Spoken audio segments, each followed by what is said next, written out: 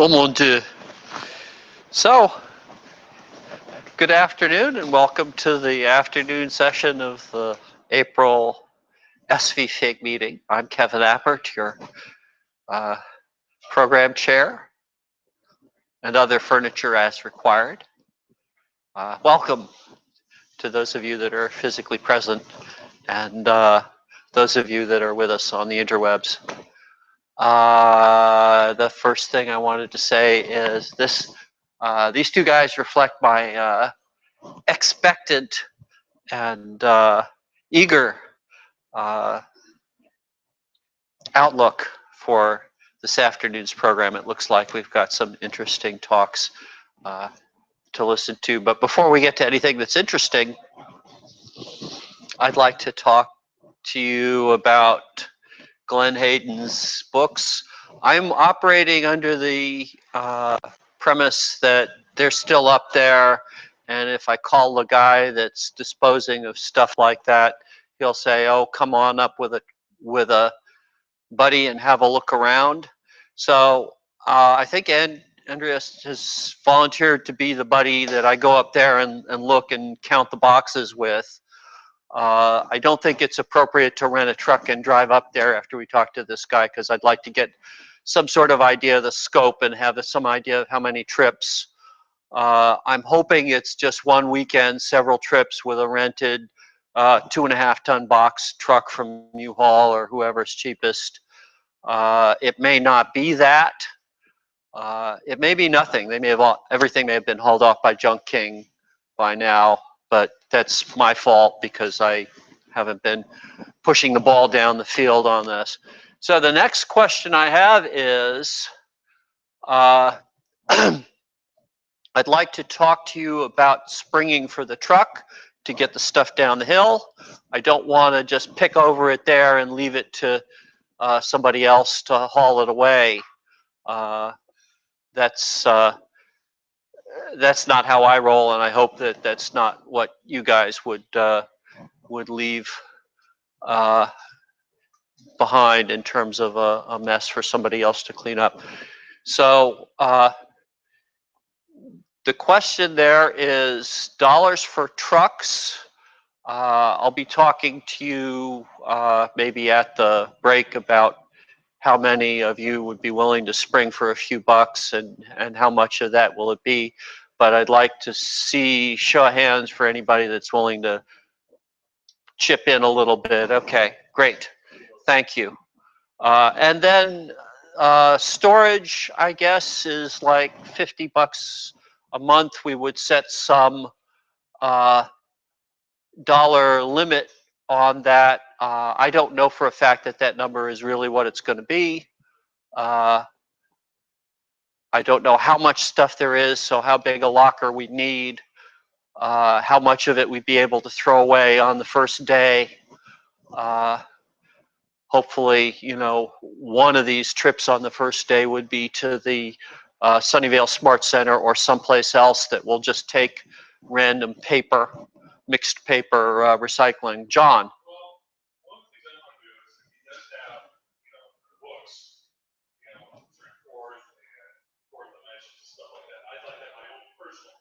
I agree. And if you participate in the exercise, you get to grab stuff and say, this one's mine, as long as it's not the last copy. If it is the last copy, that becomes a negotiation. But if it's not the last copy, there will be no discussion. You're welcome to it. If you're there. If you're not there, you're out of luck. So going forward, we talked about the first visit survey. I don't think it'll take more than 2 of us to load a truck, but there may be 2 shifts involved in this. So again, show of hands, who's willing to operate a second shift driving a U-Haul van up there, maybe on a different Saturday? That's John Harbaugh. Anybody else? All right, that's good to see. And going forward, I expect there'll be like a couple of Saturdays where we'll sort stuff out. And the current plan might be a storage locker in San Mateo, The plan, go ahead.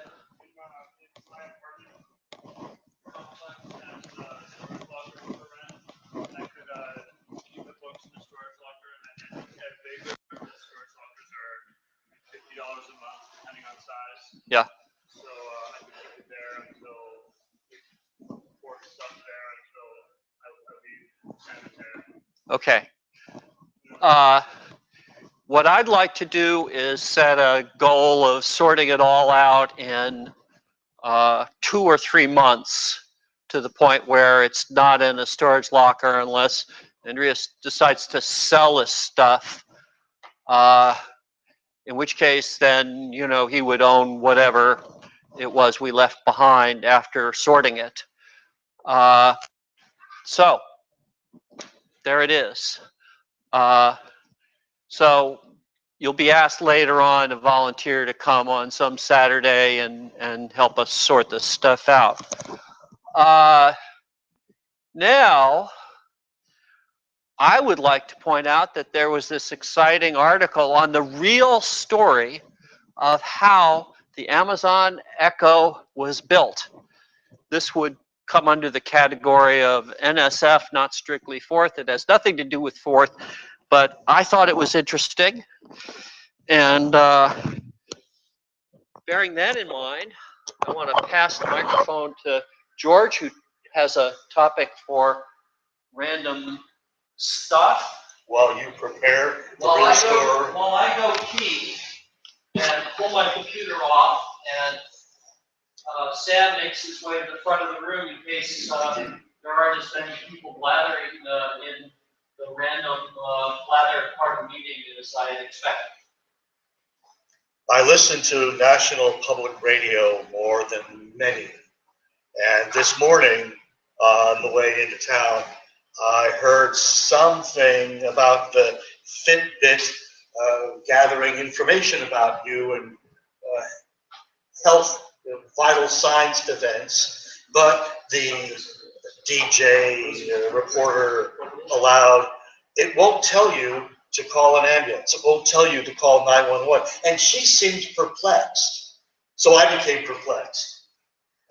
This, by the way, come to our meetings. Hang out with us during lunch, because things happen there that we don't get to have the hangout. One of us who works, if not intimately, then extensively with these devices and such, explained a little bit about how it is that these data, which are varyingly tightly held and proprietarily interpreted and made available as diagnoses, which is to say not to you. Why is this so? How is this so? And our faith-based economics, how it is that more and more we are integrating economics to a high tech, lifestyle, life or death style, where we are once again finding ourselves as end users in a game of knowledge. And with that, I wish that one or more of the participants in this afternoon's lunch would share whatever he would to the audience, perhaps as an enticement to come, perhaps as some unraveling of what Kevin calls the blather. That is to say, I would put my blather at an end and pass this mic over to someone else with the rumors and gossip. I said earlier on, I'm watching a gal trimming hedges by herself, and she has a pitchfork, and she's scooping up the debris and chasing it around because I said to her, you know, 2 of you could work at least 3 times as efficiently as you, and you'd have a lot more fun. But these jobs that get assigned to people are done by folks who are far removed from the job, and their simplicity of arrangements is their profitability. And we have big unions. We don't have guilds. We don't have humane organizations with people who are not so much in it for the money as they are in it for the joy of building community among the various professions. We don't really, you've all read the science fiction, these alternate futures where we do have these guilds because they sort of make sense for merchants, for laborers, folks who have shared interests. It gets abstracted in this land. It's all done legally, statutorily, and with the least amount of humanity as can be wrung out of law. No, I'm not, but Kevin, how are we doing? I'm fine. Oh, great, because you set this mic down here and then went off and now you're back. I had to pee. Yeah, I was going to say I had to pee really badly. But Mark's been shift this motorbike your haircut looks excellent. I'm at a loss as to So once again, except to say, do come to our meetings. Have any announcements, interesting things they saw, other blather, comments? There's a beautiful stone garden, stone and tree artwork garden near here. All these reasons to come out to our meetings are things that can happen before, during, and after our show. So thank you all for being here, and please, y'all, come visit us. You should be a radio announcer. Yeah, well, the notorious juggler vein. I have a certificate from the county of San Francisco of merit. Somewhere I have the pink section. We used to have the pink section for TV. Even had our call letters for the radio station. It was beautiful. And now for something. That brings to mind a story. Way back in the olden days, let's call it the 60s, San Francisco had a number of clubs, and the entertainment was sort of low-rent entertainment. You know, they basically had sort of two kinds. There were folk singers and people that would read their writings. You know, we'd call them song lyrics, but there was no music and there was no hip-hop, hippity-hop. There was no rap. Well, actually, that was Victorian times when that was invented. Never mind. We digress. Anyway, so these guys, the city wanted to regulate it for some reason, so they had to issue permits to these entertainers to decide who could and who couldn't. So they gave the folk singers folk singer licenses, and they gave the beat poets poetic license.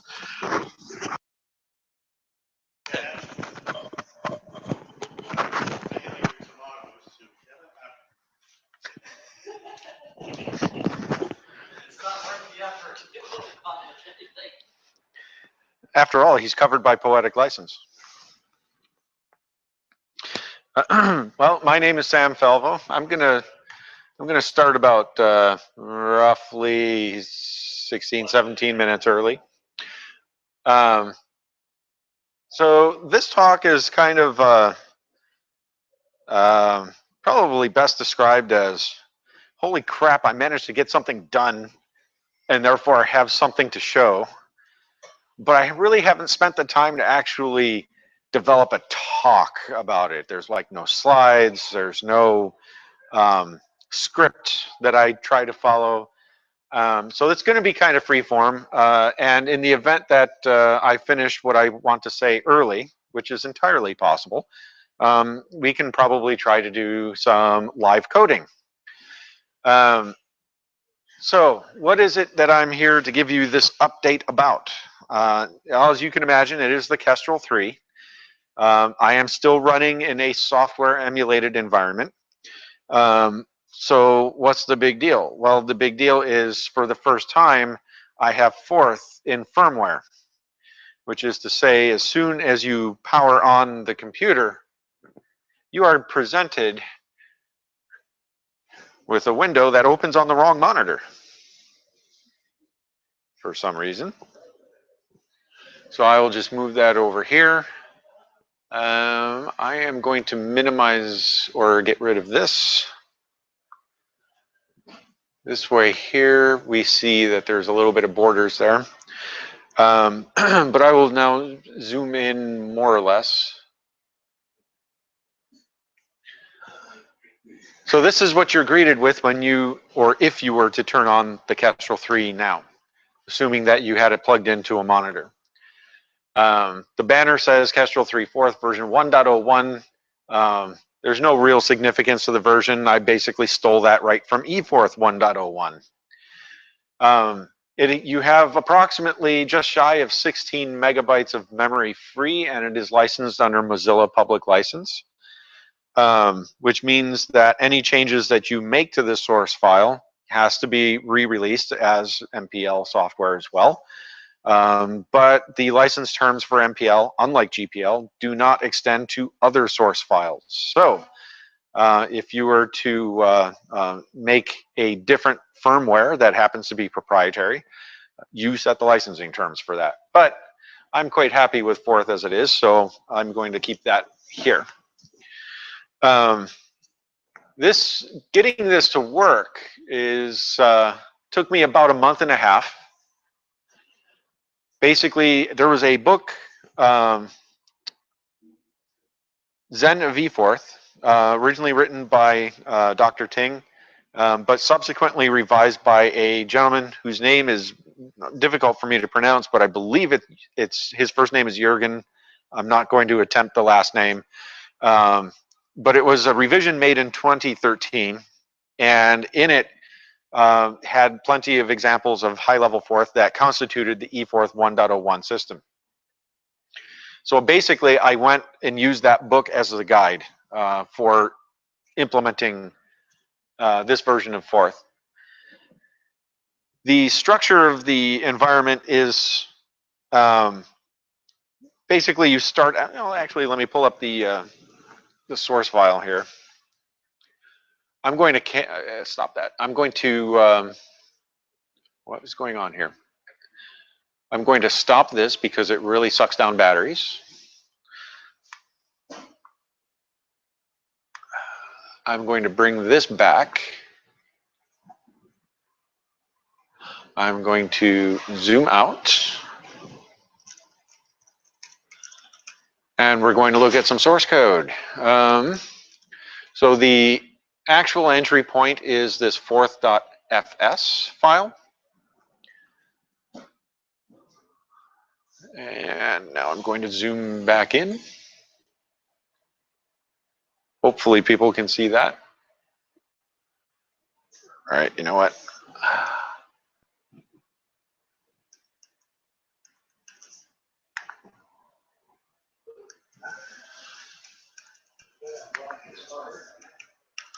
Boy, oh boy, oh boy. Quality software here, folks. Oh, what in the world is going on?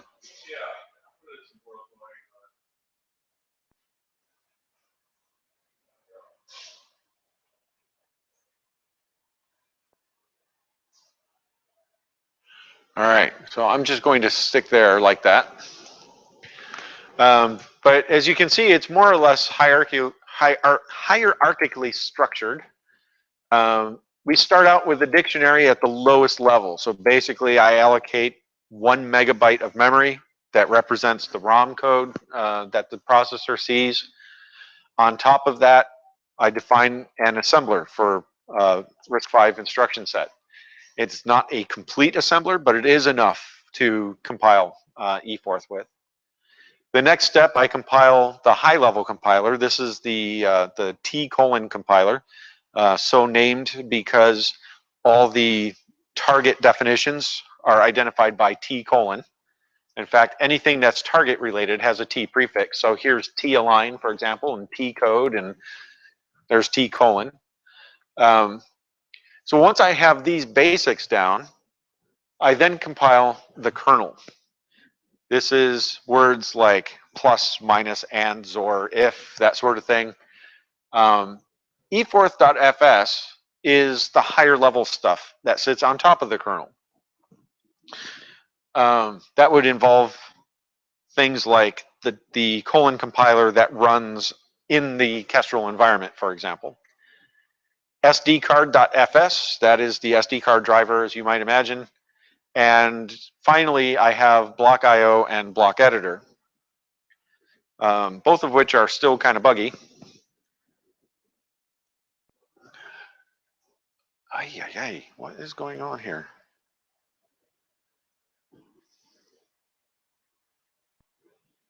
Oh, that is so weird. This has somehow captured the mouse on one monitor, but not on this one.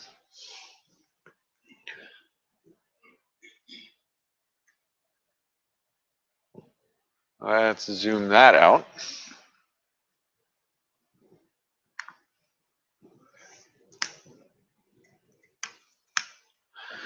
All right, so let's go ahead and take a look at the lower level stuff, which is the dictionary.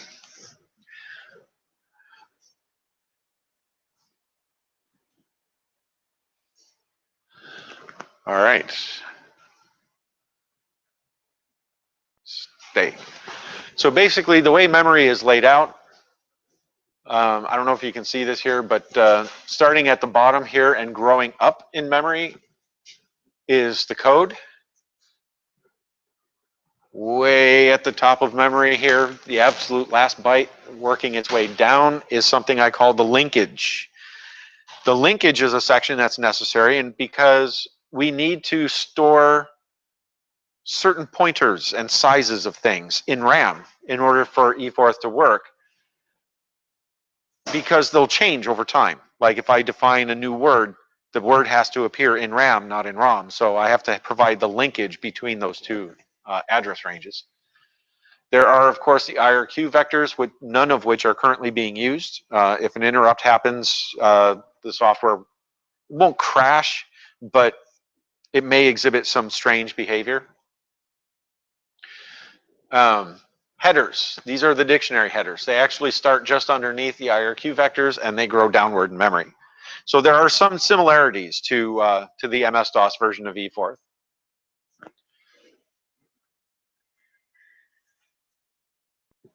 Inside the linkage, like I said, we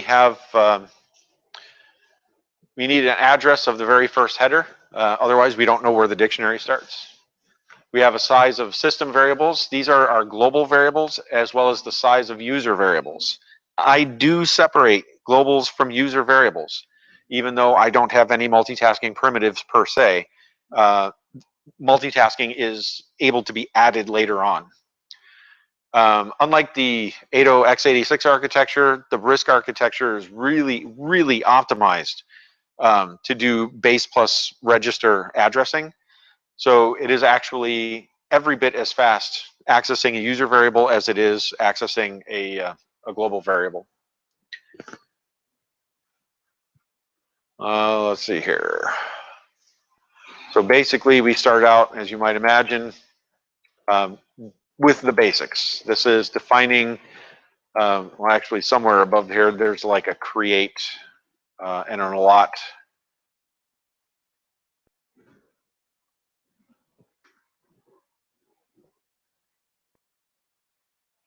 Wow, really?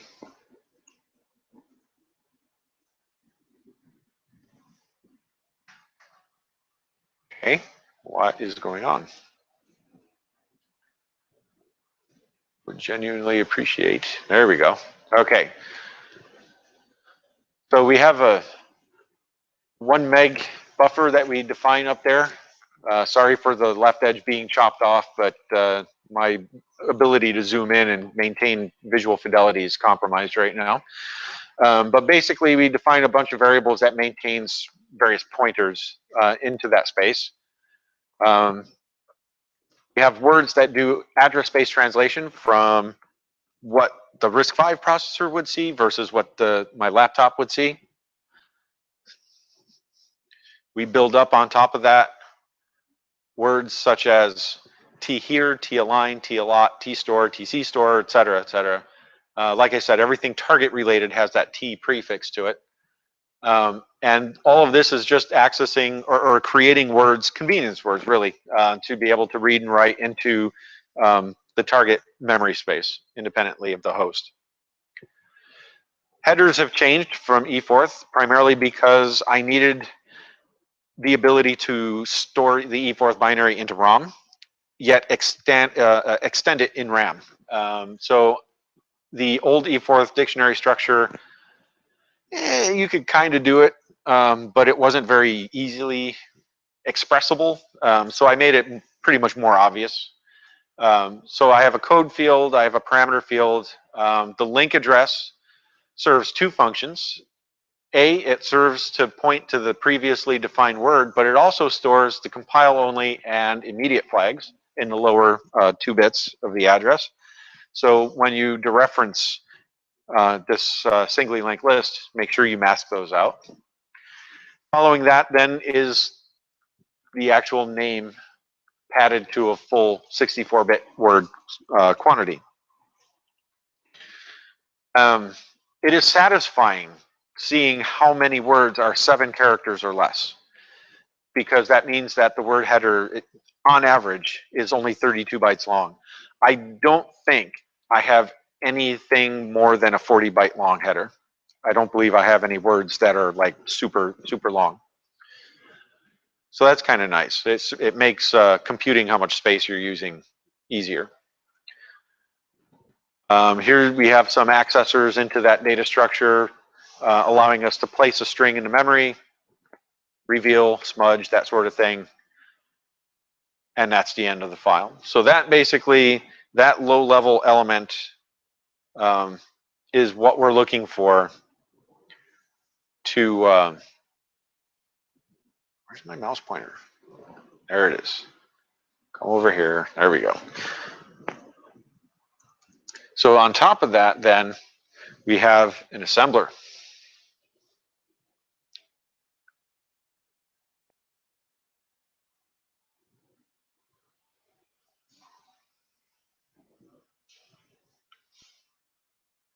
Stop that. Folks, this is why I'm making my own computer. For people who really want to know. Because I have no control over even open source software. To change that behavior, I would have to go through a lot of politics. And I'll get to politics a little bit later. But for now, let's take a look at the assembler. We have a bunch of error checking. This is very useful. Not many Forth assemblers make use of regular error checking, but when you're dealing with RISC processors, it comes in super handy because in many RISC assemblers, there is no such thing as a register name as a distinct language element. There is on CISC processors. So for example, if I were to create a symbol in Microsoft Assembler named EAX, it will happily throw an error saying, no, I'm sorry, you can't use a label named EAX. Whereas in a RISC environment, if I name a label X0, it will be like, okay, even though X0 is the name of a register. So the way RISC assemblers typically work is you have what's called REQUs, or register equates, which basically allows you to assign arbitrary numbers to arbitrary names for the purposes of using them in assemblers, in operand fields of various instructions. So Forth works very analogously. And so in order to catch common errors, such as, oops, I forgot a register needs to go here, very often that results in parameters that don't fit in a particular register field or vice versa. And you end up with either a stack imbalance that really ruins your day, or with the use of these words, allows me to detect more of these errors. So then we get into the create does words that allow me to define classes of instructions. And these are the integer instructions, basically. These are the load stores. These are the branches. And then finally, we have words that for creating the ROM images itself. So what I do is, in order to detect handlers for interrupts and things like that, I actually use a convention where a specific well-known name is defined, and the assembler will actually detect whether or not that label is defined and will assign a vector accordingly. Otherwise, if not, it'll just compile a no-op instruction, basically. Let's see here, and that's basically the logic that dispatches all of that. We then save it. These are the identities for the registers used in the RISC. Here's the 4th virtual machine registers. These are kind of strangely allocated unless you understand the reasons why. Basically, X10 through X14 constitutes WIP, the user variable pointer, UP, DSP and RSP, the data and return stack pointers. And the reason why I pick X10 through X14 is because it happens to coincide with the center of a range of registers that a future 16-bit compressed instruction set can use without having to escape out to 32-bit instruction again. So that by sticking with those registers at a later time, once the compressed instruction set is commonly absorbed into the RISC-V community, I can change just the assembler code here to use or to emit 16-bit instructions, and thereby get anywhere between a 25% to 50% savings in code. And then if people want to interface with C code, I've also defined the C machine names for those registers as well.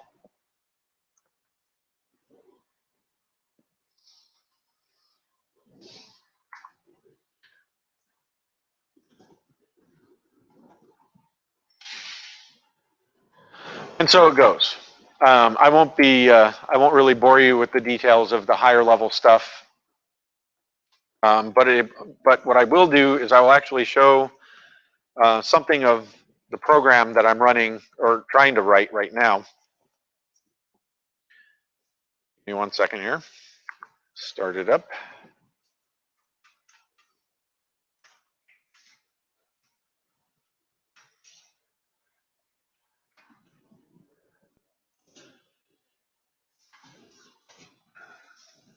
Okay, I got to zoom out here.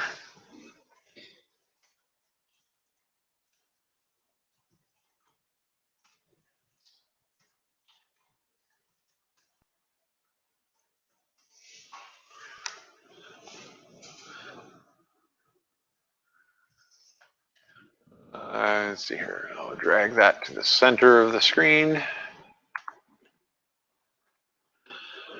I'll zoom in for the benefit of everybody else. Okay, so we're sitting at an OK prompt.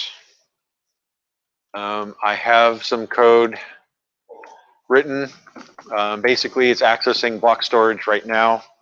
As you can see, it's fairly slow because it's emulating SD card over SPI port, which is accessed via bitbang. So I have no dedicated SD controller. This is all software driven. Which, as you can imagine, means loading a program can be pretty slow. So I will attempt to load what is currently available of my font editor. And while that's going, I'm going to, oh, doggone it, will you stop that already? Okay, you know what, never mind. I'm not gonna move this around anymore. But basically I've got LED, like a little emulated LED on the console window that shows activity. Basically you'll see it, it'll burst, it'll read in data, and then it'll sit there for about 2 to 4 seconds while it sits there and compiles that block. And then it'll burst again, and then it'll sit there 2 to 4 seconds while it compiles the block. The compiler on this is ridiculously slow, but at least it works. So if I were to launch the font editor, boom, we have some graphics.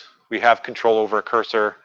I just today mapped the spacebar to do something. It doesn't actually toggle any bits yet. As you can see, you're properly bounds checked, and then of course you can quit.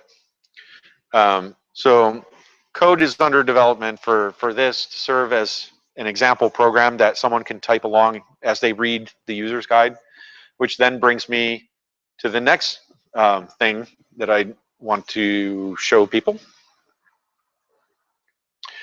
And that is the actual user's guide itself. So I'll quit out of that.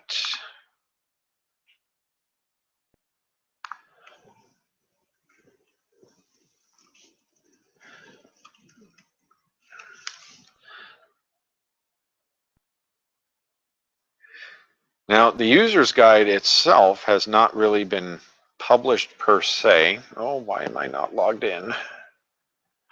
But I do have access to a preview here that I uploaded, which is a work in progress, as you can well imagine.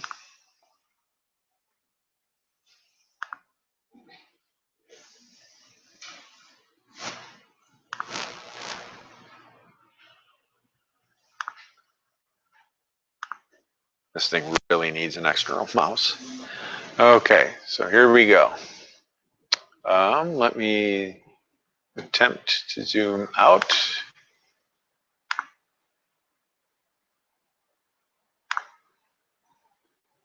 So there's the new index, or the new cover page for the book. Looks pretty spiffy. If it seems jaggy to you, it's because this is only a 1280 by 800 resolution LCD screen, or LCD projector. But as you go into the book, so I've gotten rid of the machine language monitor and a couple of other chapters that I had, especially the ones on STS. Not that I'm going to throw away that content, but it's going to be recycled in terms of Forth this time instead of in terms of those environments. But basically, I've got two chapters. The introduction is how to install computer hardware eventually, and installing the Kestrel 3 emulator, which has just been updated for the latest version. And then getting to know Forth. How many people here remember me doing an over-the-shoulder video once about Forth and text processing like many years ago? There's 2 people. Okay, 3. Which actually surprises me because this was like more than 10 years ago that I did this.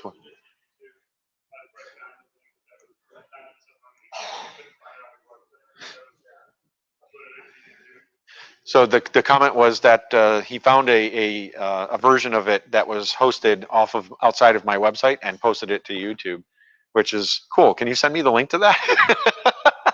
So I'd like to get a copy of that again. So basically, an over the shoulder was a hour-long video that I made of me just hacking in Forth, working on text processing, basically. The type of stuff that you would expect to find inside a blog engine, for example, like a macro expander. And it got a surprising amount of positive feedback. Like a lot of people started coming back to me saying, hey, you know, when's the next over-the-shoulder video? When's the next over-the-shoulder video? Blah, blah, blah. And unfortunately, and it's still true today, I don't have the time or the resources to continue to do over-the-shoulder videos. But this particular chapter, which is currently known as Getting to Know Forth, I will be changing the name of it because it's not quite what I expected it to come out as. That chapter is an over-the-shoulder like explanation of how I went about creating the font editor program, which I'm still in the process of writing. So as I write code, I'm also updating this chapter, which is why this book is still not yet complete. But I mean, you know, it's when you look at the layout of it, I've got sample screenshots. I explain, okay, well, I don't explain in great detail that I'm happy with how fonts work, but the basics are there. Again, some more illustrative screenshots are there. What your screen should look like after you type in certain things, etc. Oops, I made a mistake and I admitted it there. And then right now, that's about all I've got published in the PDF. I actually have more that I've just recently written. I have more screenshots that I need to take. But that's basically the user's guide as it stands right now, but it will eventually be much much more detailed in terms of, hey, here's how you would typically use the Kestrel to write software. And as you can see, it's a very incremental, very step-by-step process. So that's the user's guide. How am I doing on time here? Looks like I've got maybe another half hour-ish, I think, roughly. So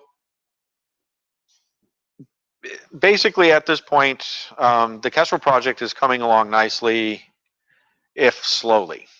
I would like to finish up this chapter, I hope, within the next couple of weeks, and then maybe find an existing reference that I can kind of copy into the user's guide, with credit, of course, or find someone else who would be willing to document eForth in the user's guide, such that I don't run afoul of copyright issues or anything like that. So that's kind of where I'm at. I'd like to basically have at least 3 chapters: the introduction, how to actually use eForth or how to code in it, maybe a reference for it, and then also here's a chapter that explains, here's a sample application, this is what we want to do. Now, this is how me, as the author of this book, this is how I wrote it, you know, and this is illustrative of how one would typically code in Forth. I do have plans on filming another over-the-shoulder video, or series of videos, as the case may be, using this as a script. And as one person, one person said on Twitter when I announced that, it'll be like the joy of Forth instead of the joy of painting, because I believe I described myself as the Bob Ross of Forth coding. So there's that little bit of news, and what happens after that is I move on to hardware. So we're almost to the point now where I've got the emulator right where I want it. It feels like a real home computer. It feels like something that I should just be able to flip on and off. But I'm not quite there yet. There's still a few bugs that I need to work out, plus the documentation for the most part. But then once that's done, then I switch my attention to Verilog. And when I go Verilog, that's when I'm going to dive head first into the microprocessor. I already have the keyboard interface. I already have a video display interface. I already have general purpose I/O. All those cores are done. They were all part of the Kestrel 2 project. All I need to do is work on the microprocessor. And once I get that working, which I'm hoping will be by January of next year, because that's when the RISC-V convention is going to be next, then I will be able to show up and actually have, you know, my Digilent Nexus 2 board and actually give this presentation or any other presentation with the Kestrel 3 itself, which will be the first for that particular platform. But it's kind of neat though to see the emulator come up and realize, holy cow, like I've actually attained Jupyter Ace level functionality. Like I can turn it on and Forth comes up. It's instant. You know, I don't have to wait around. If I botch something, I know that I can just power off and turn it back on and very quickly get back to where I was. So that's kind of nice. So any questions so far? I got a question when you were describing those like particular fonts. I felt like there is a kind of core machine which you cannot use further without great efforts, and there are very nice additions which are not strictly necessary. So you have to draw a line at which point you stop adding useful but not strictly necessary parts and call that sort of the core system, and after which point additions are less required. So I wanted to I wanted a system that someone could turn on and actually start being productive in Forth right away. So that's what determines what sits in ROM. So I've got the block IO editor, I've got the block IO drivers, and the core of eForth. Those are the things that sit in ROM right now. The font editor is just, here's an example application. This is what an application typically looks like. Here's how the process of me writing it goes, you know, that sort of thing. It's more of an it's not really intended to be like a super serious part of the system.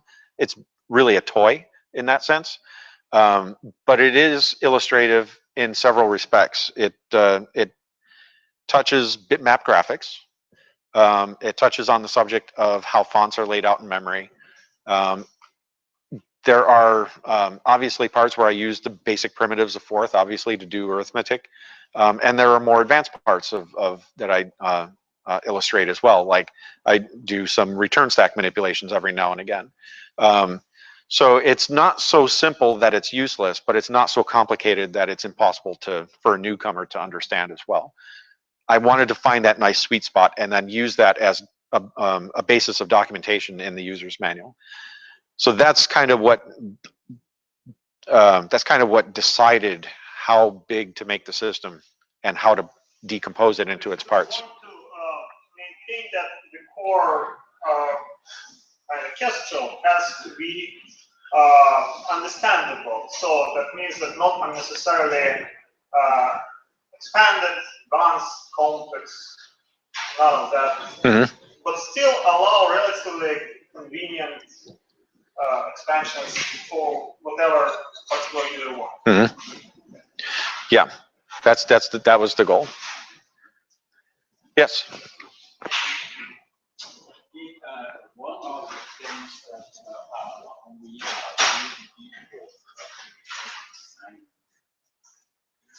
was to basically get rid of the blocks.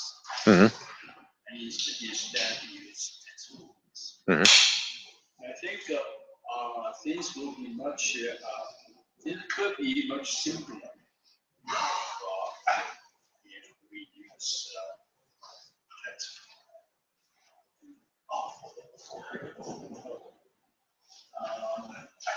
But you know, blocks are great when you have you have the memory and you have to deal with it.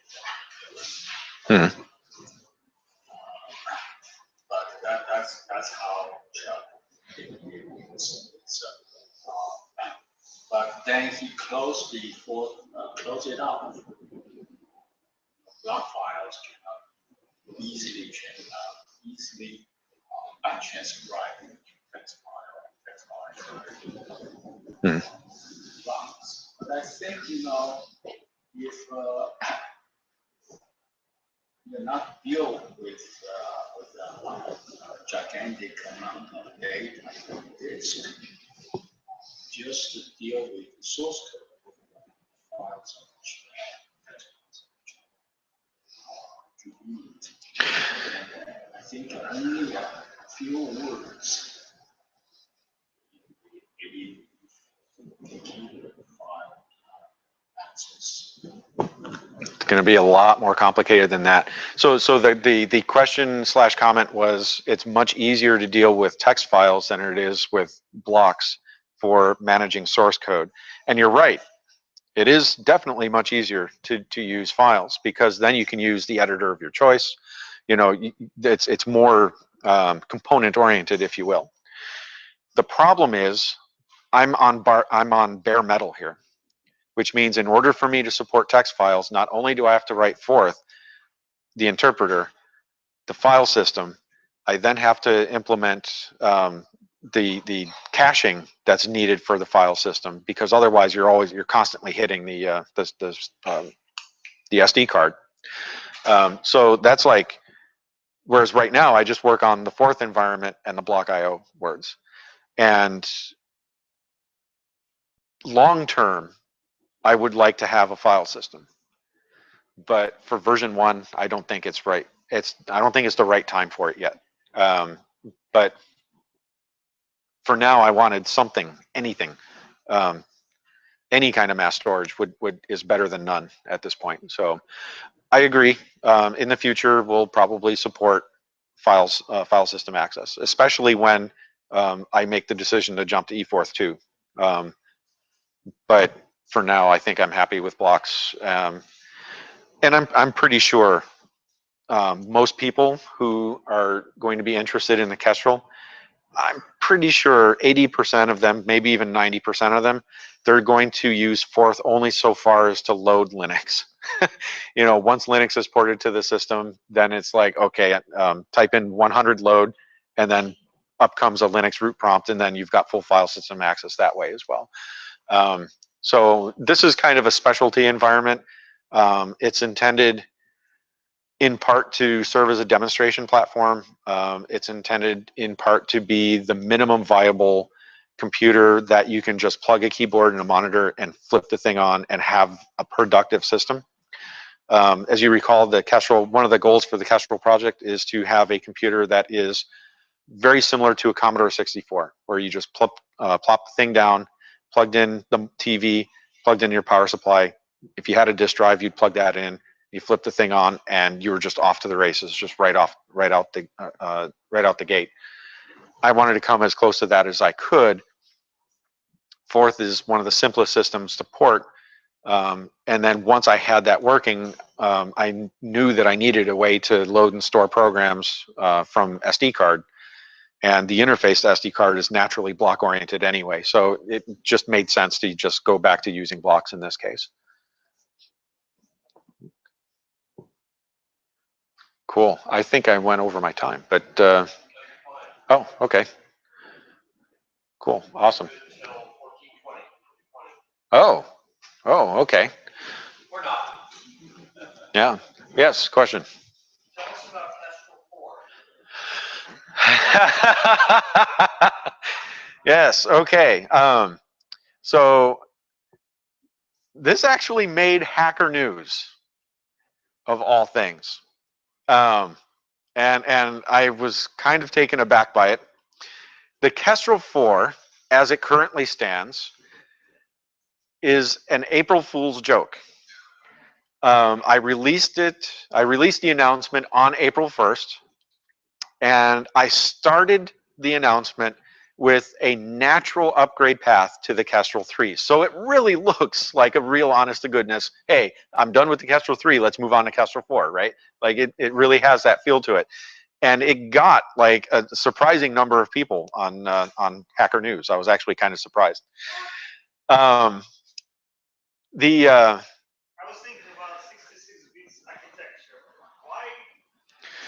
Why? That is a rapid I/O artifact, and that's actually a thing. So the reason for that is rapid I/O is a packet-oriented front-side bus, kind of like Intel QPI or RAM bus or whatever. There are 64 bits in the address field, but rapid I/O is word addressed. It's not byte addressed. So when you actually pack the address bits in the packet, you're actually setting address bits starting from A2 all the way up to A66. And that's where the 66-bit address space comes from. Word means like 4 bytes. In this case, 4, yeah, because it's it was originally designed by and for Motorola / Freescale, so yeah. Rapid I/O actually started life as the front side bus for PowerPC processors, actually. But it is now an open standard, and I intend on adopting it at some level for the Kestrel 3, as well as any future actual Kestrel 4 that comes out. But the specs for the Kestrel 4 are like I said, it starts out reasonable, kind of reasonable at least, and then it kind of veers off and incrementally, slowly starts to fall off the wayside. Towards the end, I finally just go all out, and I say, you know, there's dedicated hardware support for running Blazemonger. Now, for those who are relatively young to Usenet, even if it predates you, there is a computer platform out there, which I'm sure everybody's heard of, called the Commodore Amiga. And during the 80s and the 90s, Commodore has been world renowned for these awesome multimedia features, but also for awesome vaporware announcements. So on the one hand, you had this really awesome hardware base, and on the other hand, you had a crap ton of software which never saw the light of day. And they even took pre-orders for them as well. So a lot of people got rich, or certainly more wealthy, just by scamming people, because pre-orders were such a thing back then. It's like, oh well, if you pre-order our magnificent paint program today, we expect to have it done, I don't know, sometime by the end of the year 1998 or whatever, right? And of course 1998 would roll around, 99, year 2000, no, none of the software ever shipped, and of course a lot of people are really pissed off about it. So one particular individual, whose name escapes me at the moment, but you can find it on Google, this particular individual started producing these fake product announcements called Blazemonger, and you have to pronounce it that way because it's all written in capital letters and usually has 4 to 5 exclamation points after it. And it basically is a parody of the really advanced features of the Amiga at the time, and also how a bunch of these software vendors were actually making physically impossible claims about their software. So Blazemonger first started out as a video game that you could load onto your Amiga 1000, and by the year 2002 or something like that, it ended up being an entire operating system that subsumed all of the Amiga's hardware, that was capable of controlling your household electronics just by plugging it into the wall without any X10 controllers or anything like that. It ended up being software that could make your processor run like a 60 megahertz 68060, only faster. I mean, like the claims were just off the wall. And it was not uncommon to see in an Amiga publication advertisements for software packages that had very similar, like, what the hell are you talking about, type claims to them. It's really sad, actually, because the Amiga was then, and to some extent today, still a classic architecture, but it was sorely abused both by Commodore and its third-party vendors.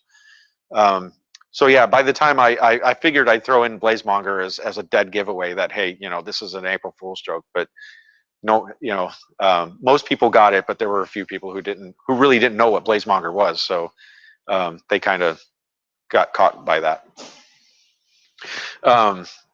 Yeah, but the Kestrel 4, the way I described it, was basically a mainframe architecture.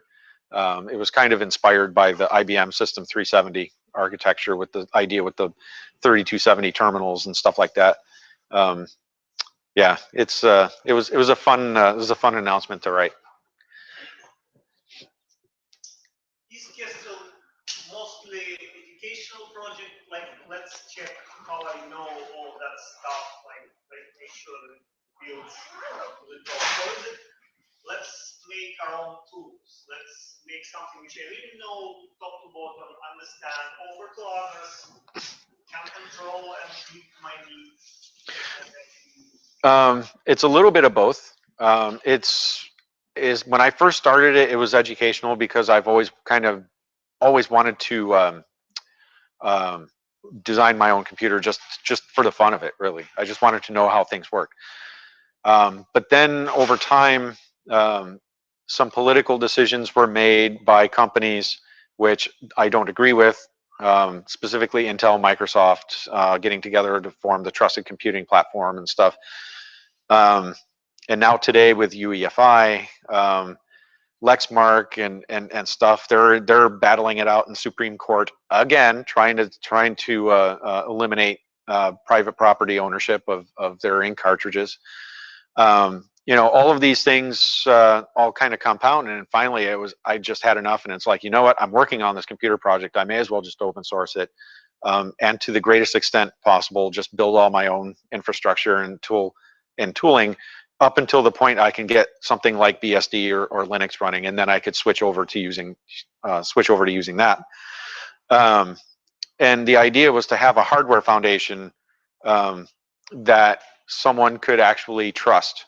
Because if you look at Intel and even ARM, Intel and ARM processors both, They both have bug listings that measure tens of thousands. And of those, about 1,500, so 1,500 or so bugs that are listed as won't fix. They will not fix these. And a lot of these are security exploits.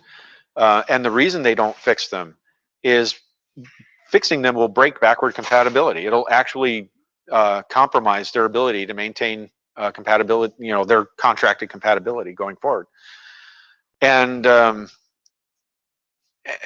these are bugs that are exploited today. If you have like there's I don't remember the links now, but I'm sure I can find them online and post them to the SVFIG mailing list.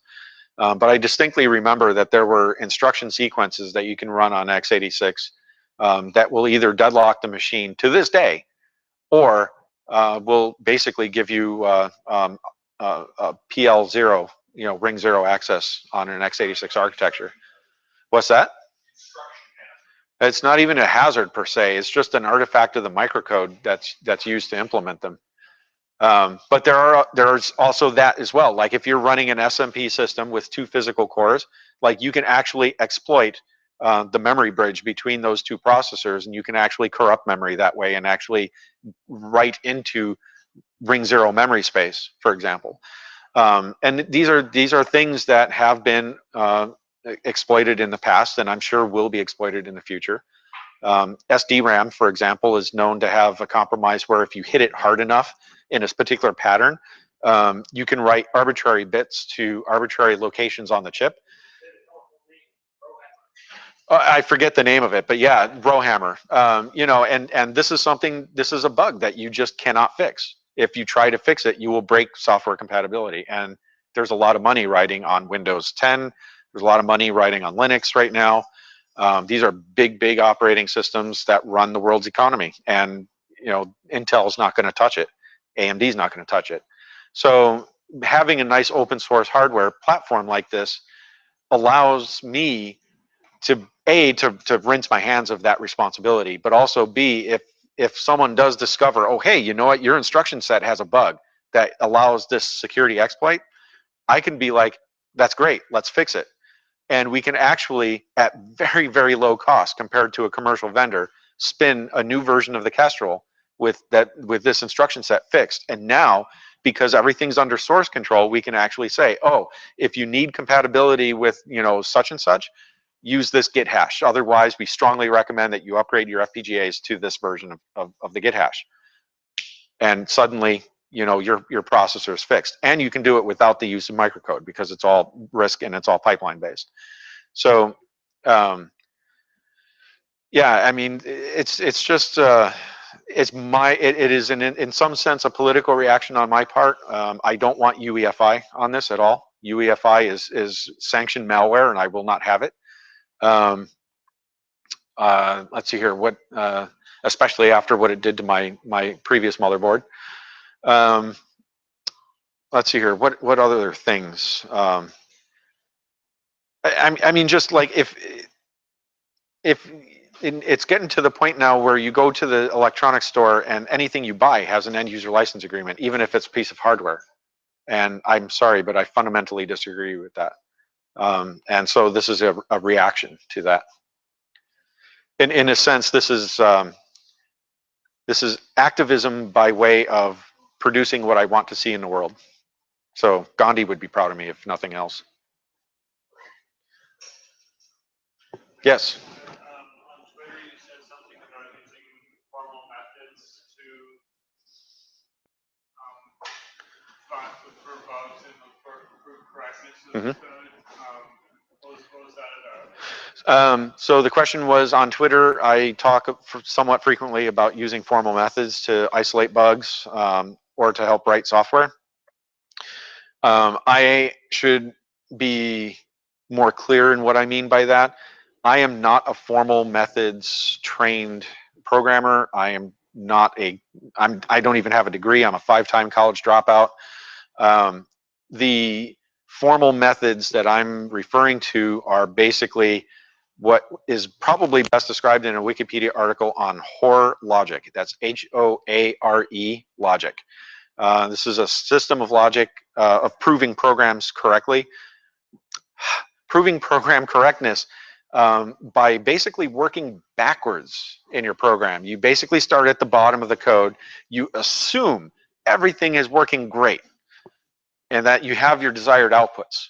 And then you look at the next statement up in the program and you ask yourself, okay, what are the preconditions for that statement to produce the perfect output that I need? And so you work backwards through this. And the preconditions to that statement, obviously, is the postconditions to the statement above that, and above that, and above that. And you tend to write your code thinking, this is what I've got, this is what I'm going to do to manipulate it and produce these results. But if you start from the basis of, these are the results that I want, and I work backwards, what do I need to do to get, you know, that next intermediate step? You often find bugs that you don't working from top down. And there's certain techniques that you use to, like for example, while loops and if statements and stuff like that. You end up learning how to treat those as single black boxes.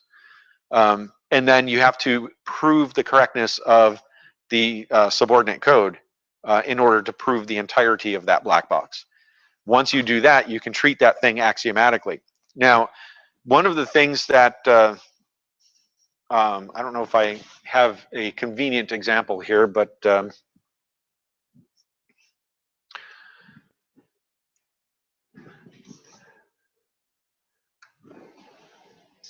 like if I come in here,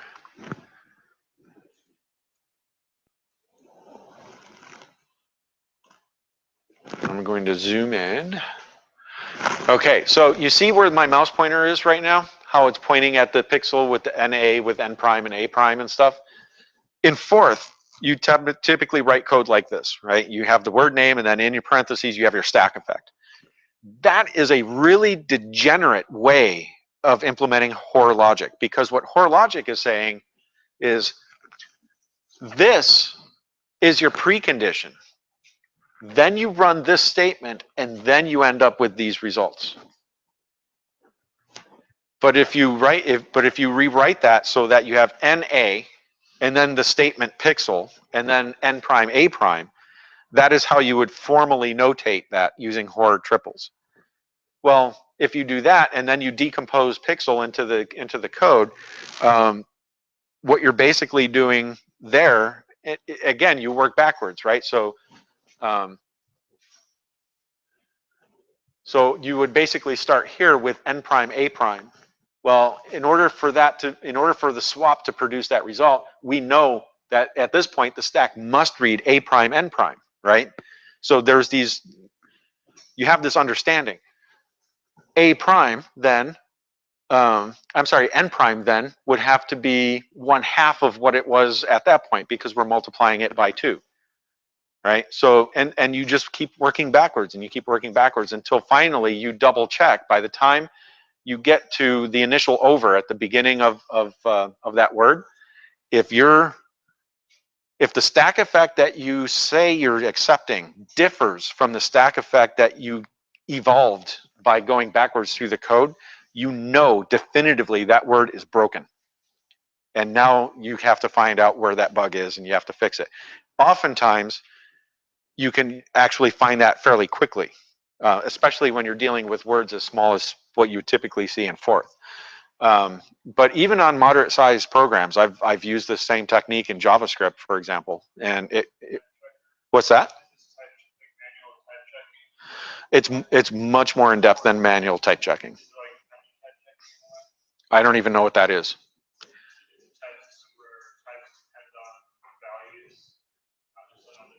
Kind of, yeah. Yeah, because if you think, you know, that the result of question dupe, for example, is dependent on the value. So yeah, it's kind of like that. But like, for example, I'll be working on a bug, you know, and I'll be working backwards through this statement and I'll say, you know, and I'll get to hear whatever. And it's like, oh, wait a minute, I'm missing something. You know, either it's a stack underflow or maybe I'm missing a stack permutation of some kind. and then I'll make that one change, and then suddenly things will work. So basically, using Hoare logic on fourth, I'm about as productive with fourth without types as I would be in, say, for example, C with a debugger, which is it. The, correct, and and what makes that scalable is the fact that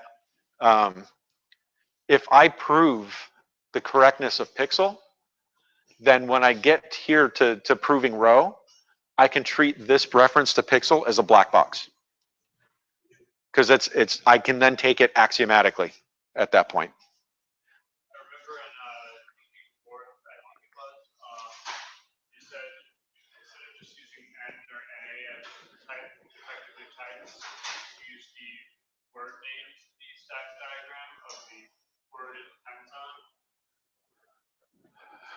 I'd need to see an example of that, but Yeah, so it's like the input of one word is the output of another word, and that output of the other word would be the name of the word that was going into that into the word. So you're treating the result on the stack as a structure rather than as independent elements, essentially. So instead, you're structuring the output. So for example, in this case, I'm using pixel inside row, for example. So basically, I would be able to. You're saying that I should. Instead of just name or address, you would have the word that name of the word that generated that name or address, and use word names. That's structuring. Yeah, that's right. In functional languages, that would be called structuring. So when you break things apart, that's called destructuring. So yeah, I'm actually not a fan of structuring in stack diagrams. And the reason being, more often than not, there's not any one particular word that generates the stack effect that I need. Also, it depends. It assumes that you have access to the source code. It assumes that you have convenient access to the source code that is serving as the prototype for that structure, which is not always the case for me. I can see the argument for using it, but I can't see myself actually using that technique going forward. I've especially never seen it out in the wild. Yeah.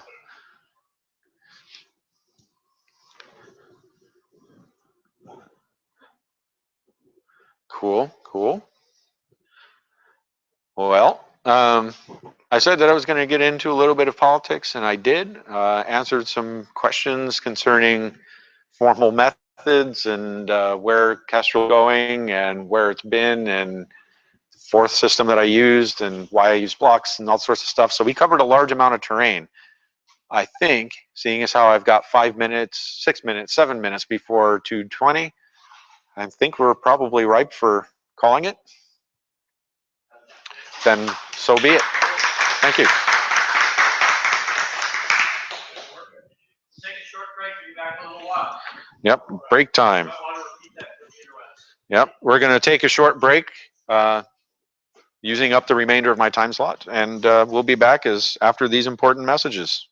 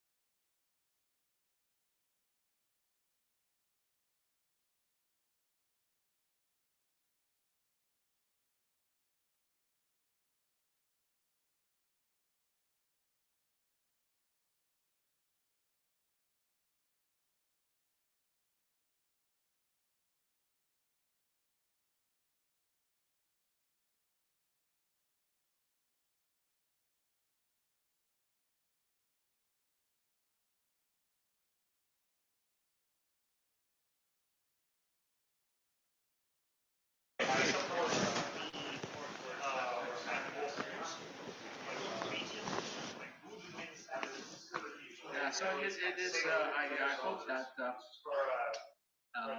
people would probably gain the same kind of confidence.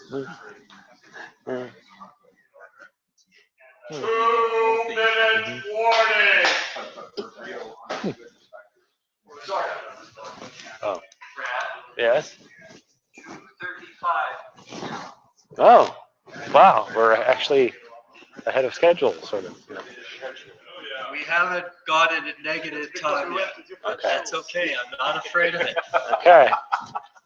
Sitting in Togos, and they were running Back to the Future Uh-huh. on the big screen TV. Across the scene where the doc is running, climbing the clock tower.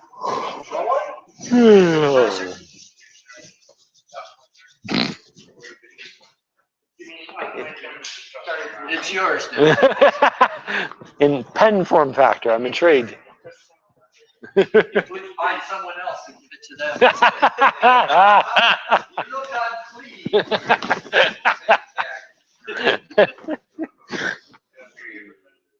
You can only assume that there's a higher rate of passing of various diseases here at Stanford if they're taking great efforts to distribute hand sanitizer for free. They do that occasionally at Google. It always disconcerts me too. It's just sort of not in pen factor. I've never seen those. But Assume that they say, how many people will we not have calling in sick if we distribute free hand sanitizer to everyone? Wonder if you can measure it. And if they, I bet you that somebody that's selling hand sanitizer dispensers said, oh, if you don't do this, it will cost you X amount. The hand sanitizer salesman, yeah. So you should institute a program of encouraging everybody to stay home if they're sick. Wash your hands, use hand sanitizer. It's clear to me that this stuff is good for you. To see if I have. What's the testing? That would be a question for George, because I had to ask him, guys. So who aside from you has actually successfully gotten it up and going? Dennis has, or no? Oh, okay. Have you actually gotten this stuff? I got it to build. I haven't gotten it to program on the board yet. But I haven't gone there yet. yeah, okay. I haven't gone to actually program the thing yet. I have a question for you. Yeah. No. I hit the fun of the USB driver is an angry thing, especially on Linux. Yeah, I was running into that and found out my cable's dead. Broken cable. Oh. Learned why things were going crazy with that cable. Uh-huh. There's a couple times I tried walking. But no, I haven't tried to program the thing yet. Mm. And have had very little time to deal with it. Mm-hmm. Yeah, one thing I still haven't been successful is to use the debugger, the review, Huh. the analyzer. Okay. So it allows you to use some of the logic you are not using to implement that scope. Uh-huh. So you can look at the Ooh, that's neat. That was the truth is eventually if it runs, it's just like The simulator? Simulator. Yeah. You can specify all the signals that you want to and set up signal points. Okay. And you can look at the signals, which are 205. Yeah. Scope pictures waves. Okay. So that's a very nice feature. I was successful a couple of years ago. I was able to use it, but I keep on trying, and it just won't work. Yeah. Yeah, I've had a bunch of that stuff. I keeping it alive because if I go and I can go and manually change the timeout on the screensaver, but then the stupid corporate policy will just change it back for me. That's right. It might stick. It might stick for the duration of the meeting, but you never know. Next month, I will bring out use that. Kevin, what's the deal with Glenn Hayden stuff? I didn't hear that. I just heard that little bit, but what's going on? Glenn passed away. Yeah. I'm hoping to call up the guy that's giving away his technology stuff today. Glenn inherited a lot of paper documents and stuff that he was selling. Yeah. I came back to the phone.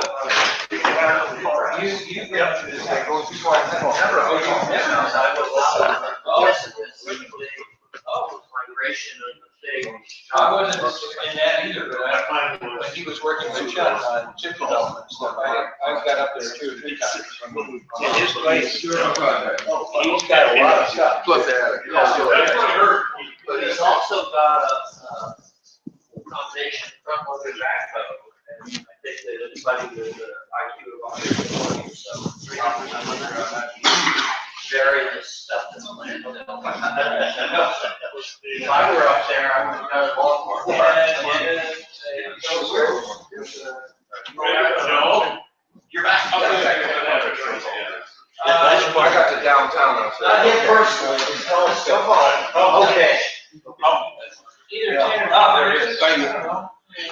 Oh, yeah. It's ready to be very good. I'll be back. I'm not. I'm going to go. I'm hoping to go drastically under. So. 2:39. All right. 4 minutes past. Okay. Go. All right. All righty. Brad's talk will start 4 minutes ago. All right. We'll travel back in time now. Okay. All right. So this will be hopefully I'll hopefully be under anyhow. This talk is less about me saying things with great confidence and certainty, and rather me making a bit of a plea to in case any of you have any clever insights or knowledge of history that I'm unaware of, or if I'm just having a bad week and haven't thought it through. But in any event, lately text processing has loomed in my mind for a dumb reason, a silly reason. I found myself, well, this is actually, that's actually not, this is the simple version of the problem. So I was just, I found myself in the situation where I wanted to take a dictionary or take a forth program and convert it to a bunch of 16-bit tokens and reuse them. And I discovered that, oh gosh, when I do this in forth, it's hurts my head. And I've clearly been stewing in other languages too long, because then I go and just I'll do it in Python. And it got me thinking that that's kind of strange that for a relatively simple task that I was sort of sucked back to Python. So the simplified version of the problem is just imagine you have, as I downloaded here, from Project Gutenberg, the complete works of Shakespeare in one text file, and you want to do word counts and find out how many of how many times a given word shows up. That should be a relatively straightforward task. But what's the right sort of fourthy idiom to do it? I of course thought of this old quote, which I'm sure he was probably referring to Lisp, but there's a kind of a nice type space that is, at least in my head, the way I sort of think of what a scripting language, mind you, not forth, scripting language gives you, which is sort of scalars, lists, and associative arrays. And I find that for a certain domain of problems, I immediately am able to think through the solution when I'm thinking in this type space. But obviously this type space doesn't work well for a lot of things, but it works kind of well for text processing. And it's what's interesting about it is that if you're thinking, okay, I've got a collection of things, well, I'm going to keep order, and maybe I have mappings of like, I need to be able to look something up quickly, so I'll assemble it that way. And then if I happen to have something that sort of is like a C struct, well, then it's just stacked associative arrays. And so this is, this is what JSON does, and it's something where for just sort of grinding through a simple shuffling of data, it's easy to think about. And it goes back a long way, right? Originally, Snowball had this sort of thing, and but it went from there into Perl, and regex has got sort of glued onto this in place of Snowball's pattern matching stuff. But and then from there it sort of in Perl you only have the strings as the keys, but and it forms this sort of nice place where if you go back to the JSON here, it's like if I have a bunch of data structured this way, then it's pretty easy for me to think about how I walk the data to fish things out or to tally up all of a given thing. And when I'm thinking about how things are structured in memory more directly, I find that there's a mismatch in models. And so I'm sort of, let me go through my thought process a little further. But anyways, this bubbles into all sorts of languages. It shows up in Python. And so it's, it's very easy to sort of just think of, okay, I'm going to chew through a file and pull in all the data and split it apart into a list of strings with each line, and I can process them. And that's sort of a simple way of thinking of things. But in Forth, I can't do this, and because there's no, at least I can't do this out of the box. Now, I know I can, you can build whatever you want in Forth, but I'm looking for, when I use Forth especially, I find that I'm looking to sort of find the things that I can do without, and to find find a way to do things that is closer to what the metal is doing, and a step away from what some abstraction. The set of types, well, I found that I think in this space for a lot of simple tasks, it isn't really that close to what the hardware is doing. And Forth, doesn't have any of these things. All you've basically got is string literals and string compare. I mean, that's at least in ANT's Forth. That's all there is. So when I'm a little worried about this other quote from Perlis, right? The Turing tar pit, and I don't know if it's just a mismatch of problem space, if it's because there is some value to building up this type space. But I've been sort of puzzling over what is the smallest program in Forth that operates in this kind of space look like. So I went through for that first example of here, chew through all the words, count them up, and tally them, and sort of did them side by side with Python. So okay, I'll just walk through the program that I came up with for comparison. So the Python, there's some boilerplate, and Forth there's some boilerplate, but it's about in the same ballpark. And you check your arguments coming in Python, and you check to make sure you got the right arguments. So I got a little program that reads in a big text file and then blasts out a list of counts for the words.